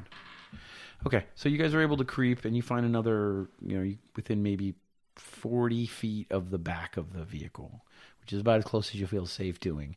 And you can see everybody's facing forward, and you see the motorcycle riders the bikes are on, they got their kickstands up, and they're at a gate. It looks like a metal walled gate, and they're pulling some chains. They're unwinding all these chains that are holding these two gates together. And you can see the device is literally pulled up right up to the front of the gate. Okay. And the gate is set in the side of... I was about to ask you about the gate. Yeah, so the gate is set... Behind it, you can see like a big hill starts to rise up, and there's a hole cut in the side of the hill, and the gate almost sticks out from... So like this, let's say this is the... You see this hole in the side of the hill, and then there's this metal gate that goes around the outside of it, and there's doors here that they're trying to get open. And you can see this hole kind of carved out. So the type of gate is got like just metal bars? It's backed up against a mountain or a hill. Door? It's more like metal, like steel, not plates, but like I can't see through the gate. Like almost like aluminum-y, but maybe steel. Like so I can't see plates. through. I can't see through the gate. No, and at the top there's all kinds of. So all the stuff that I am seeing is kind of just over the gate. There's razor wire and stuff, and it's kind of overgrown on two sides of it. But on the front, you can see there's two gates that are heavily chained together. Right. So now it looks like so it'll keep vehicles out somewhat, but does it look like something that can keep people out, or is it something that we could walk up to, or? What is that? This is fence. This is fencing. This is fencing that goes up against this rock wall. Okay. And this is a pretty sheer rock wall that goes up maybe 40 feet. Oh, this is like a cliff. Like a cliff, and then there's a hole. This is a cliff. This is a cave in the side of a cliff. There's a cave, yeah, with a that's fenced off with barbed wire, like on and three sides, right? Steel, yeah, and it's backed door. up against the cave walls, right? Okay, so yeah, you have to. So that would involve climbing a fence and getting over barbed wire. And make a spot check for me, please. 1. Okay. Well, never mind. You've been here. This is the cache. You recognize that this is the cache. This is the cache. This is the cache. You would recognize this is the cache. This is the place where you've stopped to resupply in the past. Right, but when I've been there in the past, Husk had the keys, so to speak. Husk had the key to go into the gate. Yeah, you never actually went inside. They went in, they refueled, they rearmed up. You never actually saw what was inside the gate. Right. The gate's probably about 20. This is about 20 feet high with like sharp wire at the top of it. Now, do I remember that whether or not they used to be? Is this like a way station that's got people? It was more like manning it, or is it more just like an dump? Unmanned resupply place. You knew there were a couple of guys that were always here, maybe 3 to 5 that were always here, that kind of doled out the supplies and the equipment and the fuel to make sure, and also they were in charge of resupplying. But you never actually got to go inside. But every now and then the gate would open and those guys would come in or come out, and Husk would go in with a few people, come out with some liquor, food, fuel, ammunition, and then they would go on to the next. It's like a jump off point.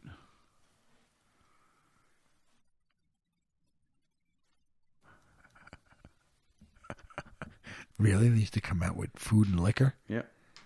So there's food and liquor in this place? Potentially. Supplies in there, yeah. They're going in. Right, so as you're sitting there debating, they manage to get the chains off, and they pull the 2 doors open. And you see, like I said, there's 5 guys inside. They have, looks like to be like shotguns and rifles. And then so there are some guys inside that are meeting them. You can see them right inside the gate. 5 of them kind of waiting. And they're armed. Yep. And then they pull the gate open and start to roll. We're so fucking outmanned. They start to roll the device through the gate very slowly, even slower than it normally travels, like trying to get it through the gate so it doesn't hit anything. Wow. We're so fucking outmanned. Actually, you know what? They would back it in. So what they do is they back up. They start to make like a 3-point turn to turn the thing around. You back it up. You got to back it in so we can get it out again. So they start backing the machine up, and you can see they have it's like a T over here, so you can tell they do this all the time. They're literally they're backing this thing down, and you can see the driver sticking out of the top. There's a hatch that's open over his head, and he's sticking out of the top, and he's looking left and right and trying to steer this thing and do basically a giant T-turn with this huge cumbersome thing. And you watch them back it into here, and then you can see the tip of this thing. Like I said, it's shaped. This is going to look very phallic on this picture, but like it's very tapered. Yeah, and then you have all these tubes and things, and it almost looks like a drill. And then he's drawing pubes on it. Yep, that's pubes on the tip of it. And then that's right, that's the tip. Yeah, that was a weird place for pubes. Yeah, and then the treads are underneath it. And those are the balls. Yes, the bigger in the back and smaller in the front. Even an extra pair of balls in the front. And on the tapered side of this as it goes down, there's just tons and tons of these little tubes that are not currently blowing any flame out. None of the flames are out on any of these tubes that are sticking out of the sides of it. So I see one man driving this thing. Yep. 5 men inside the gate.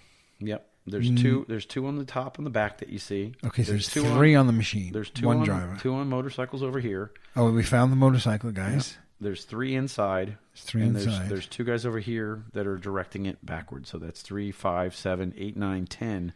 But you know for a fact that there was 9 riders and 3 crew. So I'm missing 2 more. You're missing 6 people that are completely unaccounted for on this thing. Because they were 9. No, more than 6.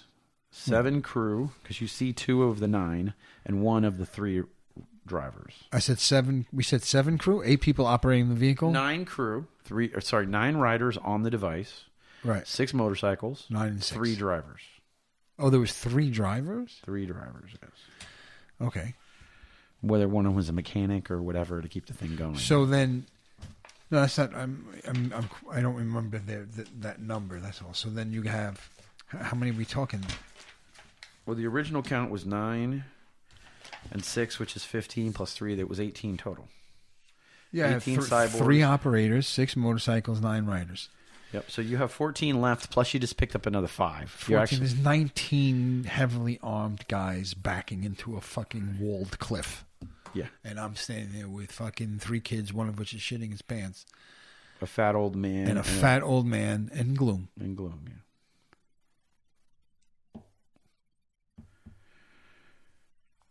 You know something? You ever play like a game, like a role-playing game, and then end up like somewhere and go, I don't think I'm supposed to be here yet. Yeah. Yeah. Like if I was like highly skilled, like it took Gloom and I forever to freaking take out 2 motorcycle guys.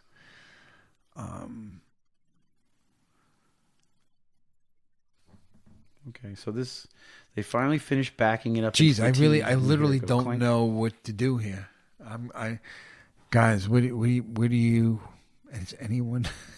We need more players because it's like you can't tell me what to do, and if I don't know what to do, then there's no one to pipe up and say, "Hey, what about this?" You know? Yep. But I don't see how, it's not like I'm some sort of massive sniper and I'm going to snipe the 3 guys that are exposed on the vehicle. What's going to happen is I'm going to take a shot at them. I'm going to miss him. I'm going to make a racket. And there's going to be 19 guys on me. Do me a favor, make a spot check. So you're looking. I think you keep looking. 18. Okay, so you make it. So you're looking at them and you're taking it all in, and your mind is processing it, right? You're reeling because you're standing there. Normally, I would give you a lot of time, but I can't give you too much time because you have to at some point make a decision on the spot. But right. And things are continuing to progress. Yeah, so you see them stop, progressing. right? Yeah, move it, and they're bullshitting, and you see 2 of them shoving each other, and they're just fucking asshole buddies. And you're looking around, and you keep turning, and you're looking at us and Rowan and Owen are standing there. Behind Gloom, Frank is standing there with his hand on your shoulder, kind of looking over. And then you realize, where the fuck is Bundeez? Oh God! And then let's say this is the overall carved out road, I guess, down here, right? This is the cleared out area, but this is actually the road area. You see Bundeez step out of the edge of the clearing, and he pulls up the submachine gun, and you just hear him yell as loud as you've heard his voice say, "No!" And then he starts to take off in a full run towards these guys, and he just starts, and he's unloading the submachine gun as he's rolling, and you hear the little whirring of the gun as it's spitting bullets all over the place. Okay. And he shoots. These two guys have their back turned. These are 2 of the 5 from in here. He rolls a 12. The plus 3 is a 15, and he hits. And he only does a 2d4. And he just literally sprays an entire clip in this whole area. And they each take 4 points of damage. Huh, not bad. What do you... better than I'm doing. What do you do?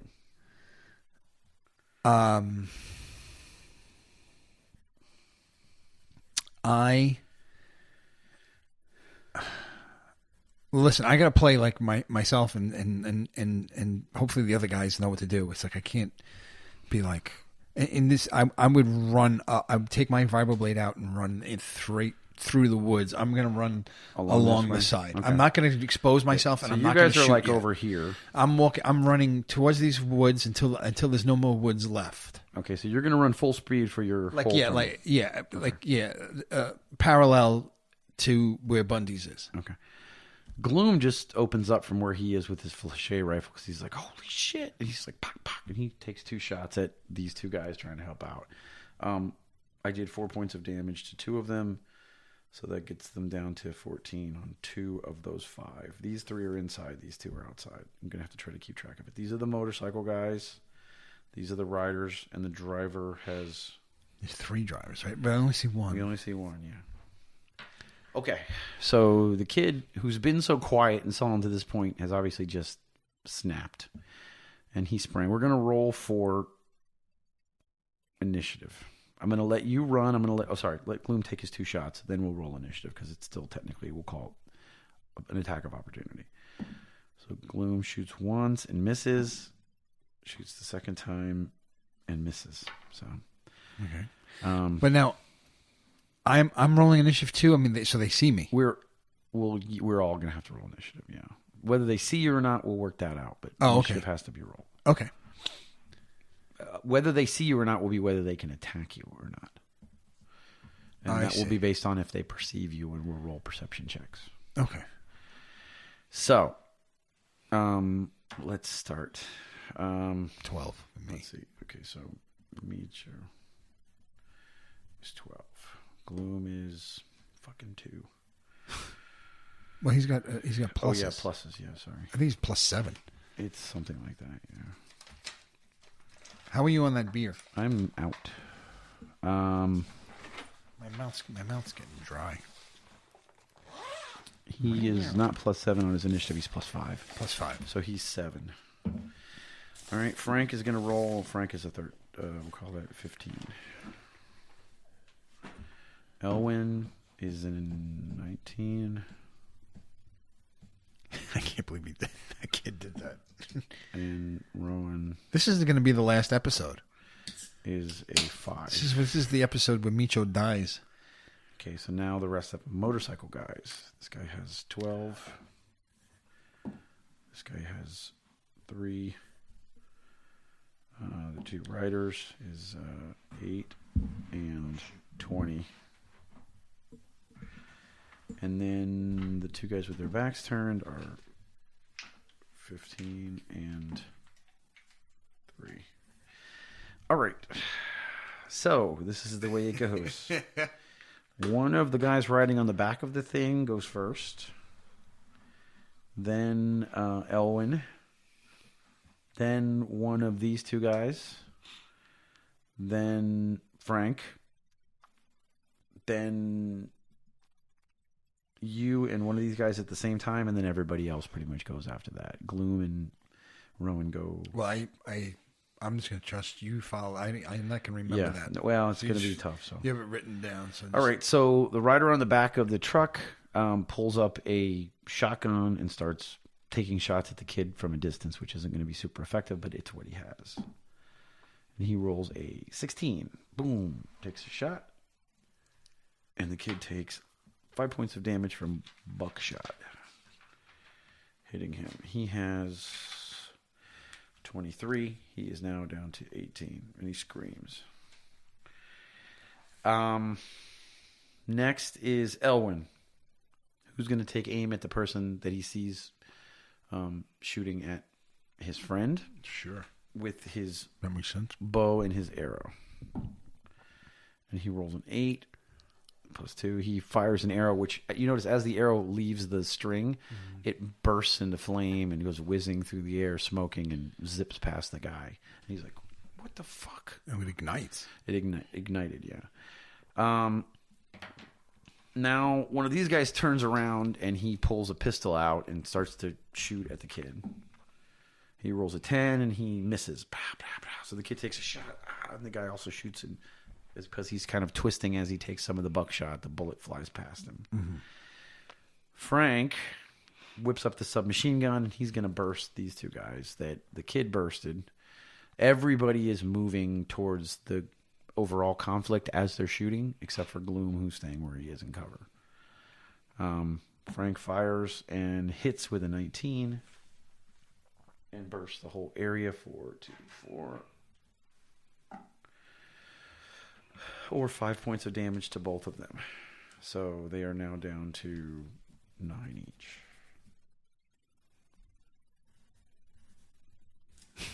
All right. This is a nightmare, actually. It is. Logistically. This is like a Meecho. This is a small war. It's like Lord of the Rings right now. It is. Yes. Where am I? You have cleared the distance. I should have gone technically 30 feet, right? Yes. Which is about probably where I drew you. Where is it? 30 feet or 30 yards? 30 yards. 30 feet. Yeah, so you are about even to where he is. You can continue to move while you're doing something, too. You could get to there if you're going to do another action. And move. Or you can stay where you are. Or you could start to move out, or however. I am going And don't pay attention to this dot, because in this map, that's the cache. It's the other cache where we're going to take it off for now. What, can you draw for me where the woods are in this? This is the wood line right here. Okay. And how many feet is this? Let's say each one of those is 8 feet. Oh, Jesus. Now I got to multiply. Can I get 1, 2, 3, 4, 5, 6, 40, so 50 feet? Yeah. Let's call it. All right, so that's 50 feet. This is 11. So he's going to go after you. So there's 2 guys here too, right? Yep, those are the 2 motorcycle guys. These are 2 motorcycle guys. Yep, these are 2 guys from inside that came outside. There's 3 guys inside still, which I haven't even moved them into this. I want to get behind all these fuckers. Okay, so are you gonna I'm gonna keep running. You're gonna move a whole full another turn? Yeah. Okay, so you're able to move to about here. Okay. And I'm still in the woods. You're still in the woods, yes.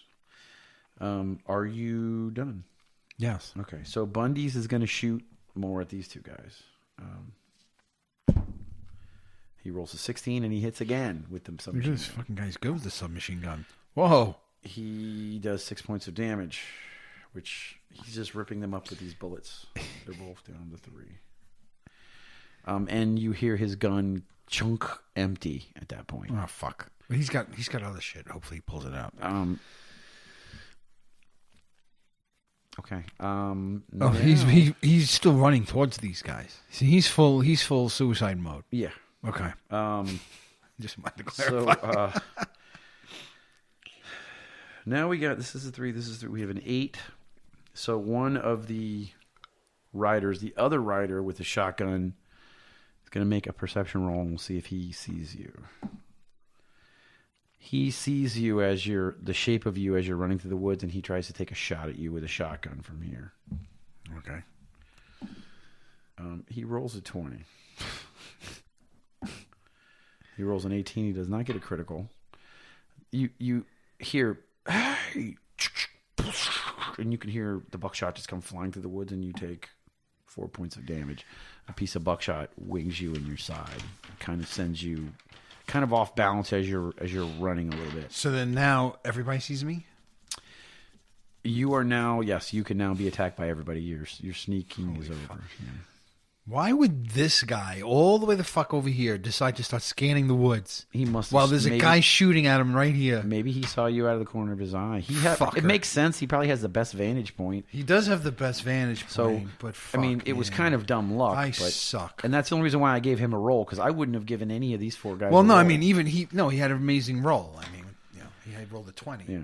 All right, so there goes my whole plan. Okay, so next is Gloom. I'm going to go suicide too. Fuck it. Gloom gets up from the cover and he starts moving too, and he takes 2 shots. Or he pulls the trigger twice. He moves about 2 squares. And he's just trying to get these guys out of commission. So he shoots 1 at each of them. Hit. Okay, good. Finally. And hit. All right, hit good. both of them. And does 2d6 each. Wait, who was he shooting at? These 2 guys that Suicide Boy's running at. Okay, so thunk thunk. They both get 2 large pieces of these 2 metal barbs in their chest, and those 2 guys are eliminated from play. All right. Now we have Rowan is going to fire his bow. These guys. Yeah. So this is Bundeez. Let's just. This is Gloom. These guys don't go. Not yet. I want them to go, but not. Well, sorry. Yeah, they go. These 2 went, and then these 2 went. One of these guys is a 3, and one is a 12. So I'm gonna have one of these guys attack Bundeez. He rolls a 5 and misses him. The other guy will be the 3. This is the motorcycle guys. Motorcycle now. guys. We're also. This isn't very good pocket. Me and you are having fun, but podcast wise, I should be explaining what you're saying because you're doing all the logistics. So there's a. I'm explaining it now, but anyway, there's the rocket ship. The thing is the tank is perpendicular to the opening of the gate, which is open. There's 3 guys inside that gate. There's 2 on the side of the gate. There's 2 in the front of the gate. The 2 in the front of the gate just got killed by Bundeez and Gloom. And now the 2 guys on the side, which are who we've been calling the motorcycle guys, and who I've been trying to flank, but was spotted by one of the operators that was in the back of the tank. So I'm about even with the motorcycle guys. The 2 motorcycle guys just took a shot at Bundeez and missed. Now the second one's doing what? Nothing yet. He's a 3, so Rowan gets a shot before then. So seeing as Gloom took these guards out, these guys are dead. Mm-hmm. He's going to take a shot. Rowan's going to take a shot with a bow at the guy who is going to shoot at Bundeez. And he rolls a 12 and he hits. And like I said, as he releases the arrow, it ignites about halfway between it and the target and thunks in his chest for 5 + 1 damage for 6. And he's down to 18.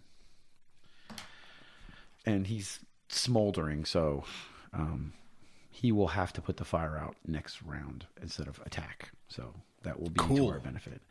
Which guy? This guy? One of the 2 guys, yeah. Okay. The other guy is going to, high or low for favorable results. I can stick with high. All right. So he is going to shoot at Bundeez and not at you. I guess that would be a favorable result, I guess, for you. He rolls a 14. No, I like Bundeez. With the submachine gun, and he... I thought he was going to shoot himself in the foot. It would have been better. And Bundeez takes 7 points of damage. Oh, boy. The bullets are just ripping at him. He is down to 11. Oh, okay. All right. Let me just do this. This is a paperwork nightmare right now. We need a stenographer. Yeah, for sure. All right. You notice that the driver on his turn, which was actually at 19, I should tell you, he ducked down and went clunk, and you saw the lid come back over the top. Fuck. And you can hear banging around somewhere from inside the front of this thing. Okay. Whose turn is it? We're all the way back around to the beginning, and the rider is the one that would get the first turn. So that's the guy who shot me in the woods. That was the second one that shot you in the woods. Oh, the okay. first one was the guy that shot at Bundeez. So he is going to. Did any of these people see Gloom yet? I don't know that anyone has noticed him yet, or the other 2 who were, or Frank or Rowan, right? They're concentrating on Bundeez and me. Rowan and Elwyn moved out into the open. Frank is moving parallel with you and shooting too, but he's moving at about half the speed. And Gloom is also moving behind me. Yeah, he's even slower, but he's taking measured shots. All right, so what would this guy do? So along the back of this, you notice about halfway up, there's some kind of weapon on a pole, and he starts to run to man that weapon and bring it to bear on you guys. That will be his turn this round. Next person would be Elwin. Does Elwin see that? Elwin sees that, and he's going to shoot at him, yes. So he fires an arrow and whizzes up and hits him and does 2 points of damage. Is he on fire, though? Yeah, and he's on fire, too. So he's this guy. I like that fire thing because it kind of takes away a turn. It's like Pokemon. Yeah. It takes away Pokemon. Lose a turn. He's 16. I've never played Pokemon. I'd like to try that, too. Me either. All right, so that's Elwin's turn. Frank is next. He's going to Frank the Bank. Shoot at I think Frank would probably want to take care of these guys with the high ground, so he's going to burst the guy getting to the weapon. He rolls a 12 and he hits. Frank's pretty good with a gun. And he does 5 points of damage, so this guy's down to 11 now. So that's Frank at 15. So that puts us at 12, which means you and the motorcycle guy on fire will go at the same time. So shit. You are going to do what? Are you going to continue? I was going to charge the motorcycle guy that's on fire with my vibroblade on. Right, you can't cover the distance. I mean, you'd have to run a full round, and you'd be there next round. But okay, but he's got no move. He's got no move. Yeah. Yeah, good. That's what I'm doing. So by the time he's putting himself out, right, and I'm running at him with in a bit of a panic, and you clear the woods. I'm suicide now. Okay, war cry and everything. Okay, so that's 12. 11 is Bundeez, who takes the turn to. He pulls the. Let me make an intelligence roll. All right, he manages to pull the magazine out and reload it and recock it in that round, and he reloads the submachine gun. Who's that? Bundeez. Yes, he's reloading this crazy bastard. Yeah, so he's still moving forward slightly and reloaded. He's like the fucking Terminator. Yeah, you can see tears. Nothing. If you saw this map, it was like he goes like 30 feet, stops, shoots a bunch of people, does another 30 feet, stops, shoots a bunch of people. Now he's reloading and just walking back. Now forward. at the end of this turn, you can see, because now you're probably only about maybe 15 feet away from him at this point. Right. You can see just tears streaming down his face. Yeah, and he's full of blood. He's all shot up. Shot in the shoulders, nicked in the arms and in the legs and in the torso. And he's just going. He doesn't give a fuck. Yeah, and he doesn't give a fuck anymore. All right, so that is Bundy's turn at 11. And then we go to... you ran 12, 11, and then we have an 8, which is one of the riders. The other rider is going to... let's see, who will he shoot at here? You or Bundeez? Because he shot at you, so he's going to shoot at you again. He shot at you the last time. What's your armor to hit? Oh, my defense... Oh, jeez. It's been a while. I want to say it's 19, but...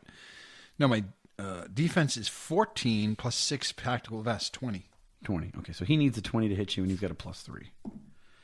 He rolled a 3, so you can hear buckshot whiz, not even anywhere near you, just ripping, and you can hear it hit this wall, as he shoots it at you. So that gives us down to 8, and then Gloom. Gloom is going to aim at that rider. He sees that, and he doesn't want anybody to get a hold of any kind of cannon weapon that they're going to be able to shoot at us. So he shoots once, and he hits, and he hits. He hits twice. He does 4d6 to that rider, who has 11 points anyways. And he's on fire, right? 6, 8, 9, 10, 11. Thunk, thunk, twice in the chest. Nice. Nice and deep, and his eyes kind of roll up, and he falls off Isn't the he side. 11? Isn't that his hit points? 11, exactly, yeah. So he kind of just rolls up and just falls off the side of this thing. And also he's on fire too. He's on fire. He was putting himself out, and then he just falls off, and you just see he's burning down by the side of this thing. Nice. We're 3 down. I didn't even do a single offensive move yet. Okay. That was Mr. Number... Oh, that was the guy with the 20 initiative, so that's perfect. All right. So we're 3 down. Okay. We are now back to... Where the fuck are we? There's another... The other motorcycle guy is going to try to attack you. The one next to the guy who just put himself out? Yep, he's behind him, and he comes running from behind him with he's got like a metal pipe with tape around the handle, and he's going to swing it at you. Nice. He hits with a 20. Is it critical? Holy shit. It's 2 20s in a row. Yep. So I'm like, and I'm going to get knocked out like... 1d6. Like a fucking... Like it's plus a comedy. 2 times 2. This is like Hot Shots Pod, dude. 1d6 plus 2 times 2. Times 2? Double damage. Dude, you got as lucky as you can get. Wow, he rolled a 1. He does 3 times 2 is 6. You take 6 points of damage. I took 6 points, so I look at... I take the 6... It hits me in the head. No, well, you're... I laugh at him. Well, not exactly, but here's what happens. So you come charging out, and you're like, with the sword and the bloodlust in your eyes, and you're right on top of the guy, and the other guy's like... patting himself out. And this guy steps from behind him, and he swings the pipe and pound, and hits you right... like half on the shoulder guard of your vest and half on your flesh, and just hits you in the meaty part with a mild thunk. It hurts. It's your shoulder's a little bit out of joint, but well, what would you say it was? Minus 6, right? 6. I was -9, so I'm -15. I'm half dead. Oh Jesus! Yeah. So that kind of stuns you for a second and sets you back. So now, right. Okay. So that I believe is the last guy. Okay. So now this motorcycle guy. Was I don't remember if I know he got hit in fires. Was he damaged at all? He's damaged. The guy on fire is damaged. Yes. The other guy is undamaged. The guy that hit you is undamaged. Okay. So he's I have 2 guys in front of me. Hold on, wait a minute. I got everybody. That was everybody. Everybody's move. Yes. Go ahead. Okay. I think. There's a lot of people on this piece of paper. So I get hit in the arm. And I kind of flinch back, and then I look up at the guy, like I'm like more angry now. And instead of swinging at the other guy, my vibrablade's on, and I just try and take this guy's head off. Okay. And I roll fucking 2. Okay, so you swing at him, and he miss, kind of dodges out of the dodges out of the way, and you half miss. This is why I don't go into fights. Yeah. This is why I sit in the woods. I was going to let them just go in and fucking go back and get grace. That was my plan. Okay. Until this kid went suicidal. I'm half dead and I'm swinging at the air. Just hold on a second, though. It wasn't even your turn to attack, though. What do you mean? We have to go all the way back to the start of the round. You don't start until 12. So you get a benefit that we get to redo that again. But now they're just going to keep shooting at me while I stand there. Now that the Mr. 20 initiative is down, okay, so the driver has 19. So... you can hear from inside screaming, "We're under attack! We're under attack!" Yeah, the guy who went inside. The guy that went inside, and you can just hear things, levers being pulled and chunking, and you can start to hear. Yeah, he's going to start that thing up, and we're all dead. Okay. So that's at 19. This was a fun campaign. And then Elwin gets a shot. Elwin is moving, and he gets about to this location. Rowan will be doing the same because I think he's at 5. But these 3 kids, thank God we brought them with us. They're going to shoot at the guy that's on fire. So he shoots another arrow, and misses with a 10. So it whizzes past, and it sticks into the metal wall and just whizzed past the guy. So they're looking too, and these 2 guys are realizing that as it is right now, they just saw 1, 2, 3, 4 people break the tree line, and a 5th person here, and there's also stuff just flying out of the tree line. So they have no idea how many people they're facing at this point. Other than at this point, they're kind of overwhelmed. They've lost 2, 3 of their number. There's another one on top. You hear a lot of noise coming from inside this thing. And I will warn you that next round I will have to roll initiative for these 3 guys, and we'll have to. This guy's in the gate that are going to stop. They're going to be moving out at this point. All right. So did the gate get open yet? It didn't get open. Gate is open. It is open. They opened it. So Elwin rolled at 19. The next person would be Frank at 15. Frank moves to about here, and he shoots the submachine gun. After this, he will have to reload, and he's going to burst this area with these 2 guys. And he rolls a 17, and he hits. And they both take 4 points of damage each. So this guy's down to 16. No, 14.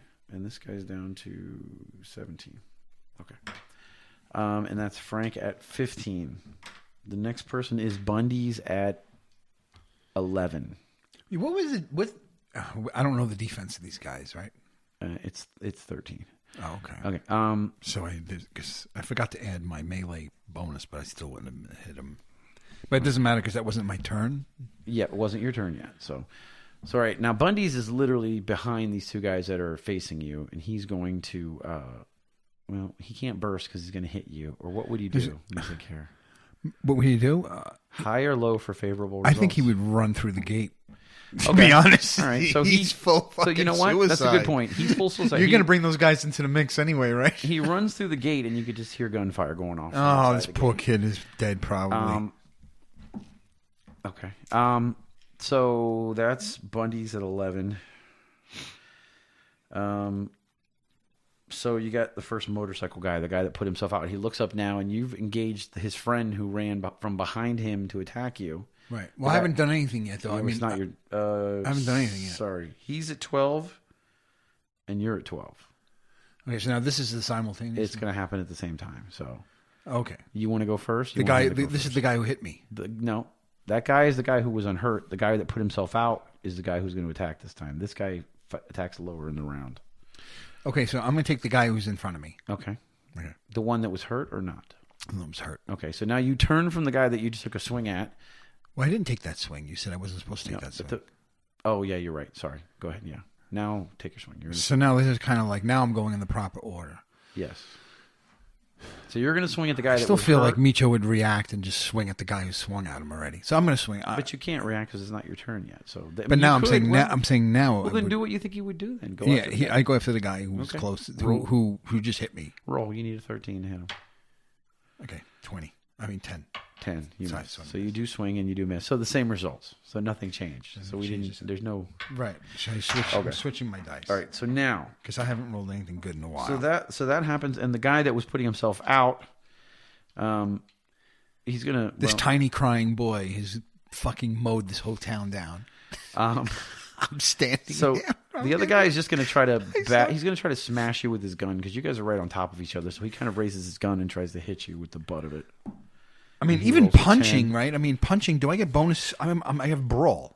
Yeah, but what if I just threw my sword on the ground and started swinging at these fuckers? Well, you could, but your hands do more damage than they would normally, right? I still would be swinging and missing with these rolls, right? You would still be missing. It doesn't make any difference. You don't have. I'm looking for. This is what I'm looking for higher. I got to get this. I need a higher percentage because this of like. Well, all of your attacks. So like my melee and my range is +6, +5. I need to get that up to like +16 and +15. No, well, that would be ridiculously high. But those will go up as you increase in rank, just for being as strong. Yes, you get it just for being. So you'll see. So, anyways, I'm switching out the D20 anyway. So after you guys attack each other, then Bundeez runs behind these two guys into the compound, and you just hear him going, shooting rounds at people. Okay. So then you went. I went. Did nothing. It's Gloom's turn.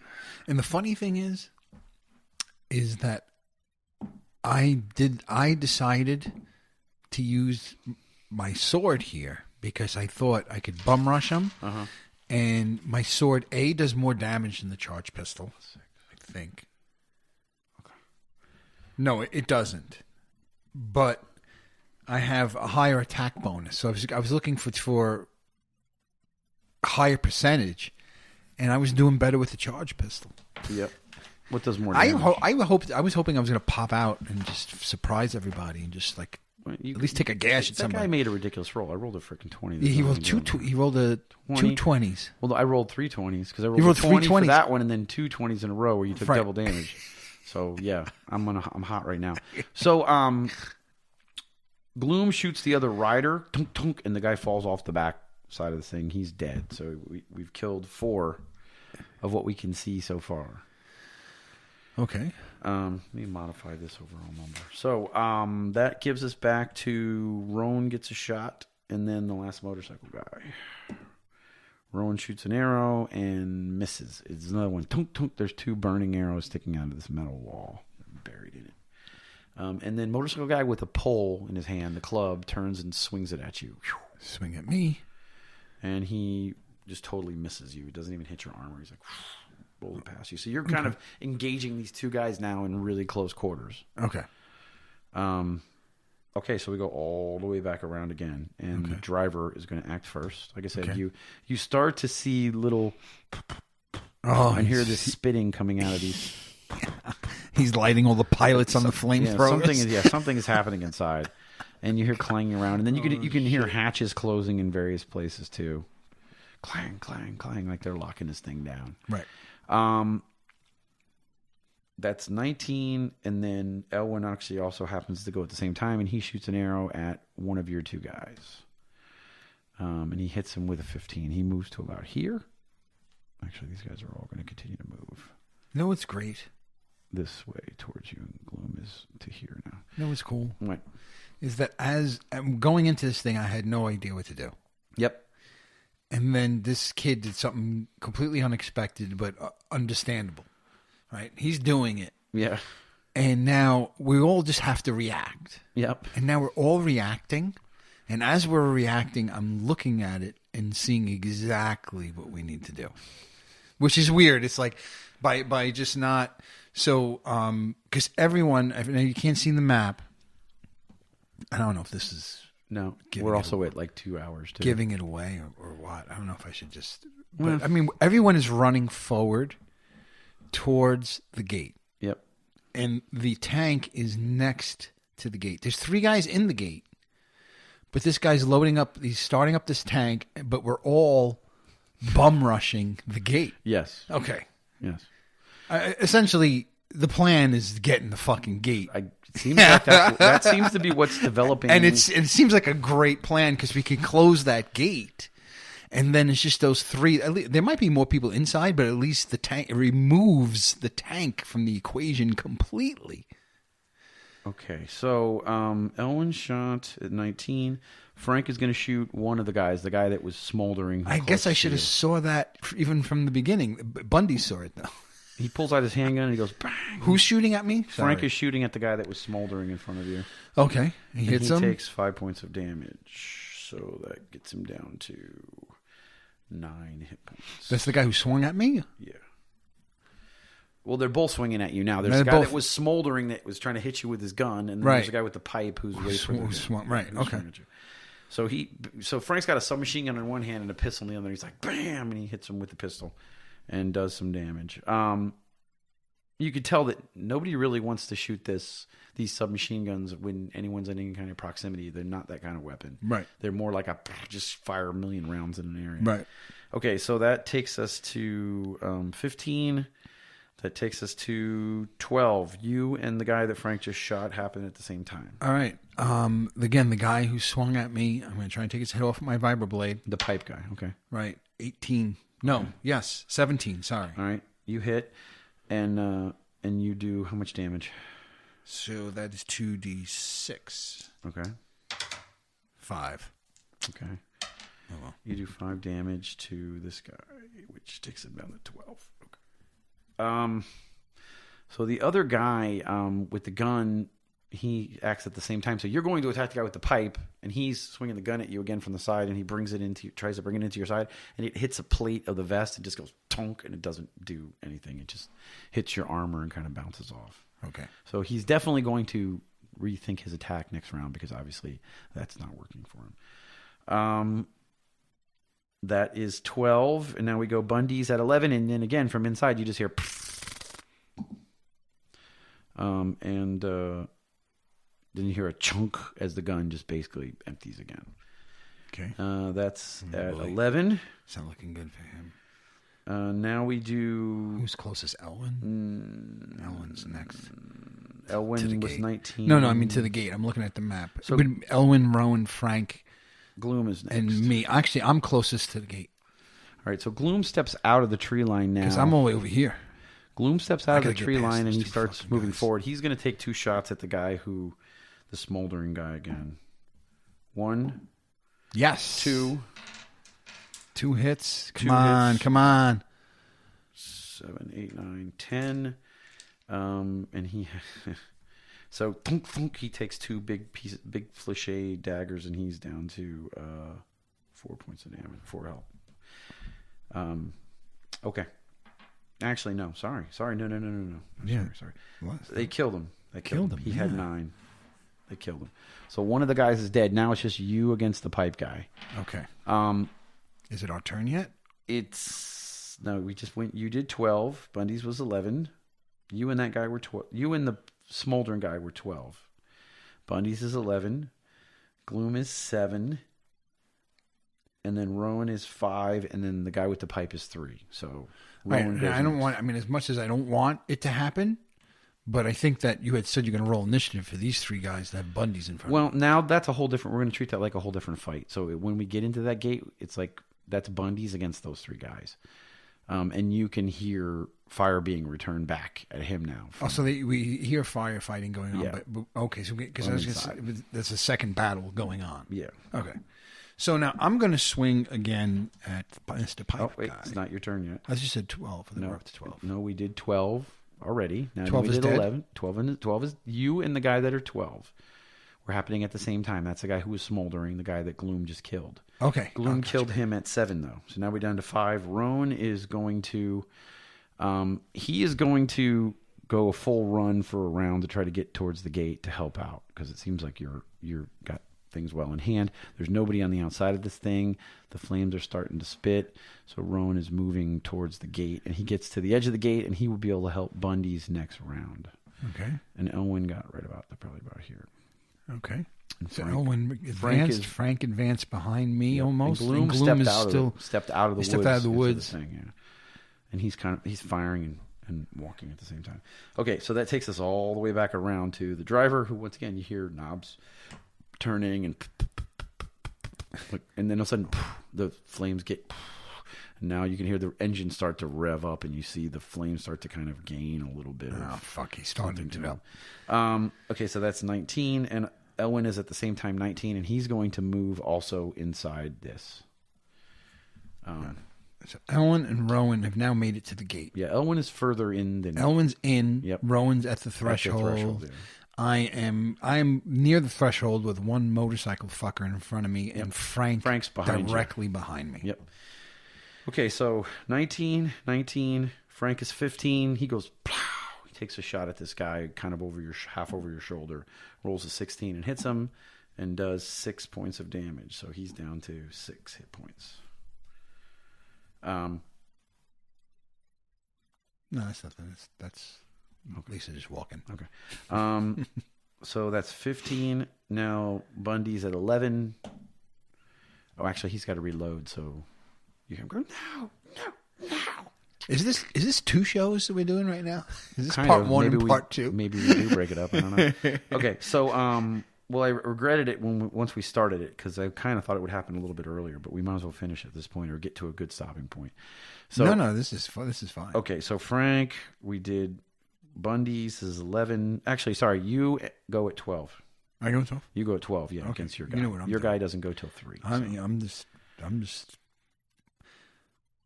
I nicked him. I took a swing at his head and I nicked him. Uh-huh. And now I'm just gonna freaking swing back the other way.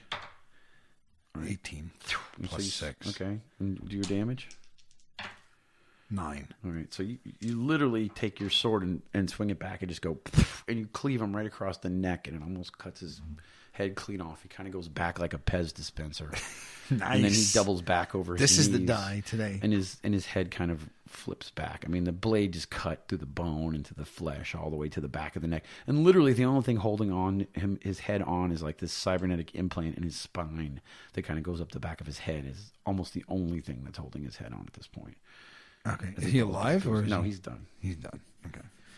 I wasn't sure if the cybernetics were keeping him. And then down. from inside you hear as Elwyn and Rowan and Bundeez are opening up again from inside the door. Okay.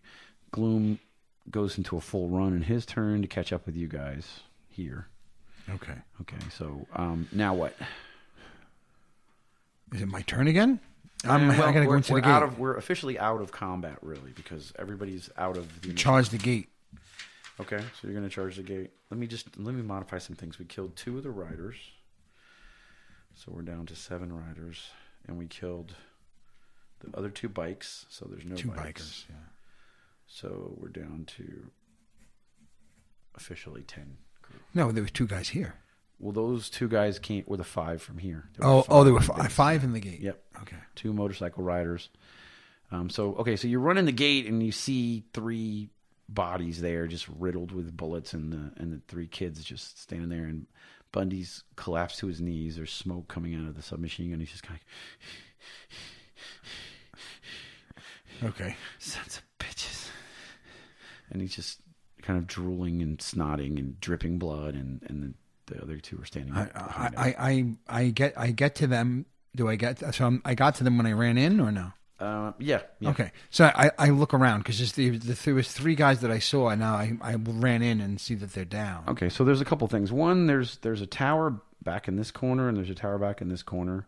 You can see back in this cave that goes back pretty far. It's big enough to fit this device, and there's some big drums and barrels. You see various like crates and things all over the place. It looks like all kinds of storage for all kinds of stuff. You can see hammocks strung here and there where they literally must live. Do I see any people? No, there's no more. You don't see any more people. It's pretty much quiet from in there. And then there's, like I said, these huge fuel drums along the sides in here. Okay. Okay. So who's inside? Me, Elwin, Rowan. Yep. Did Frank and Gloom get there yet? Frank and Gloom duck through. You can also start to hear the device start to move now. Okay. As soon as they get through, I start trying to close the gate. Okay. Manually, I guess. So you close the gate, and there's a metal latch that goes ka-chunk, and it locks from the inside.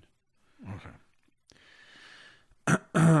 You said, now I turn back to the fuel tower. So there's a fuel tower there? Well, there's 2 towers here. There's 2 towers. You said one of them was fuel? No, there's fuel tanks back along the inside of this thing, this cave, the opening of the cave. So when you say fuel tanks, are they just tanks? So I go examine. I run to one of the tanks and look at it quick. Okay, so I want to see if there's some. I'm looking to see if there's something I could.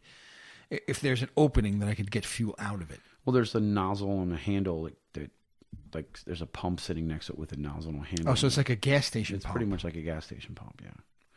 You see a few, 3 red containers with, looks like it has fuel sitting in it of some kind, that same... How long's the hose?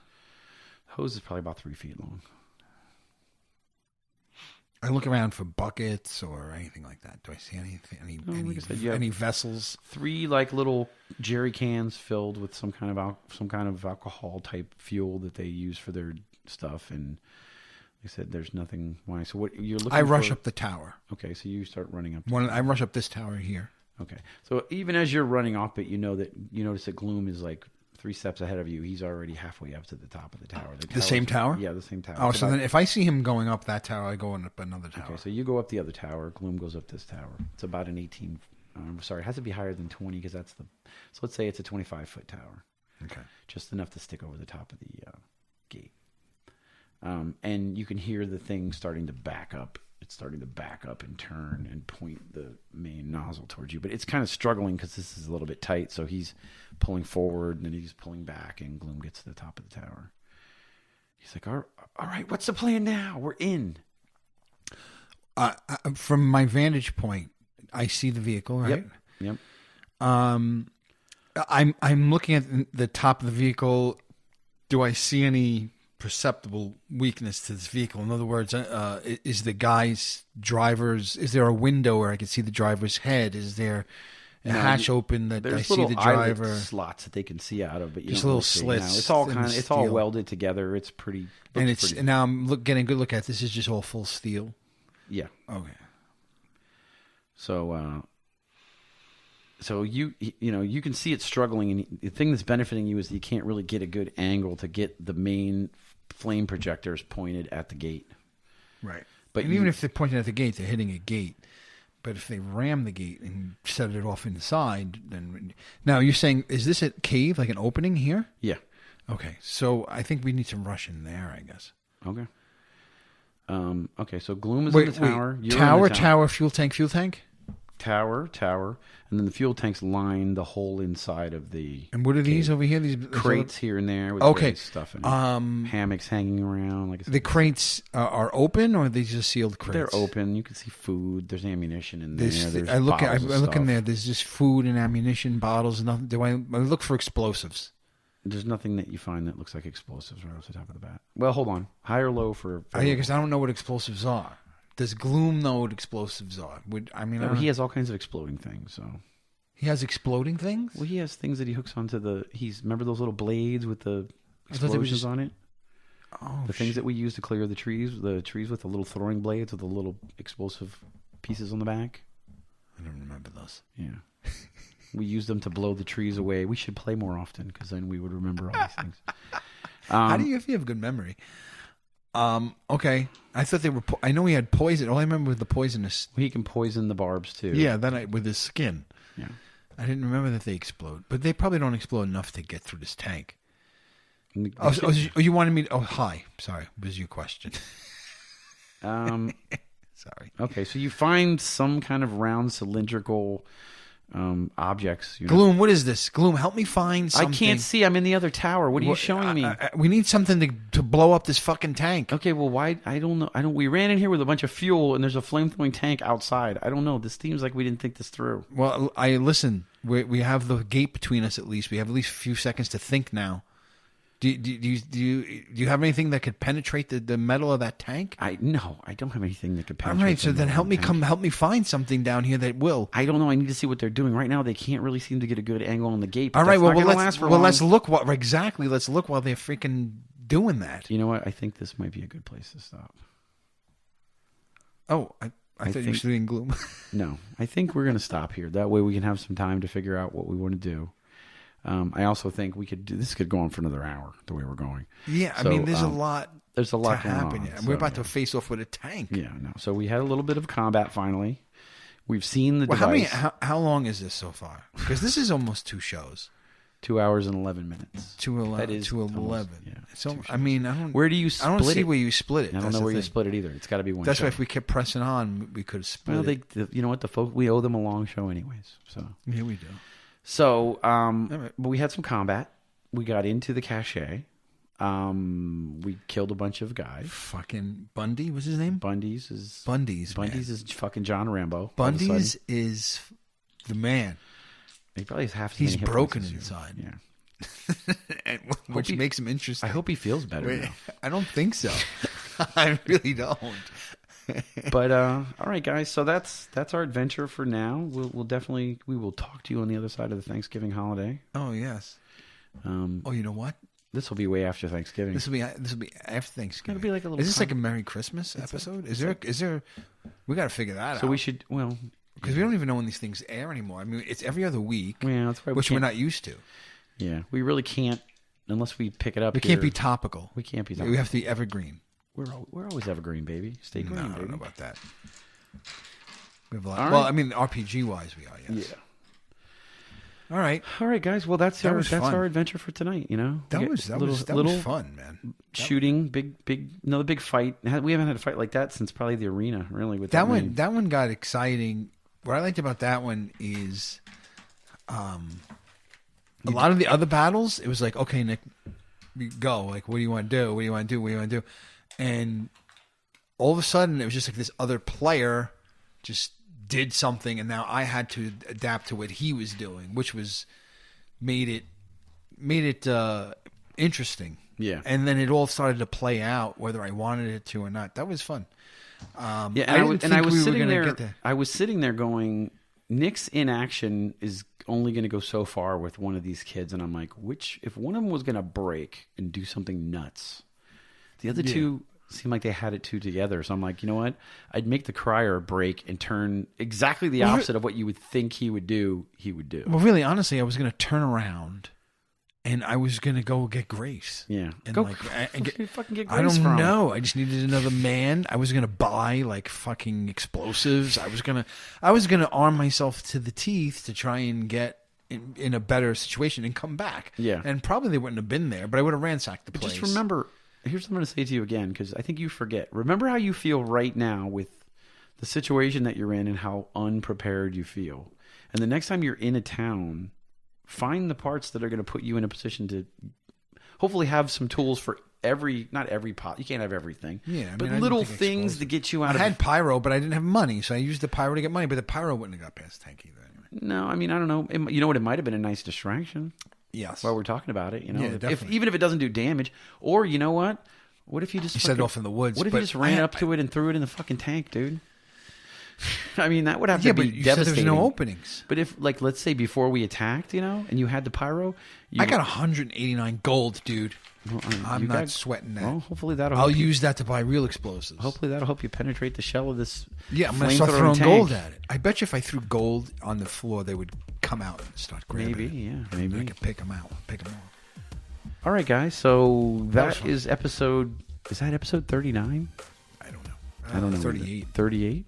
Why do I keep? No, 39 because I think 38 is in the can already. In the can, so to speak. So that's episode 39, guys. I hope you enjoyed it. DoomsdayDoopyDoo.com. Yep. DoomsdayDoopyDoo@gmail.com. Email us and tell us how bad we suck or whatever. Leave a review. Tell a friend. Yep. And wasabi peas. Bitches.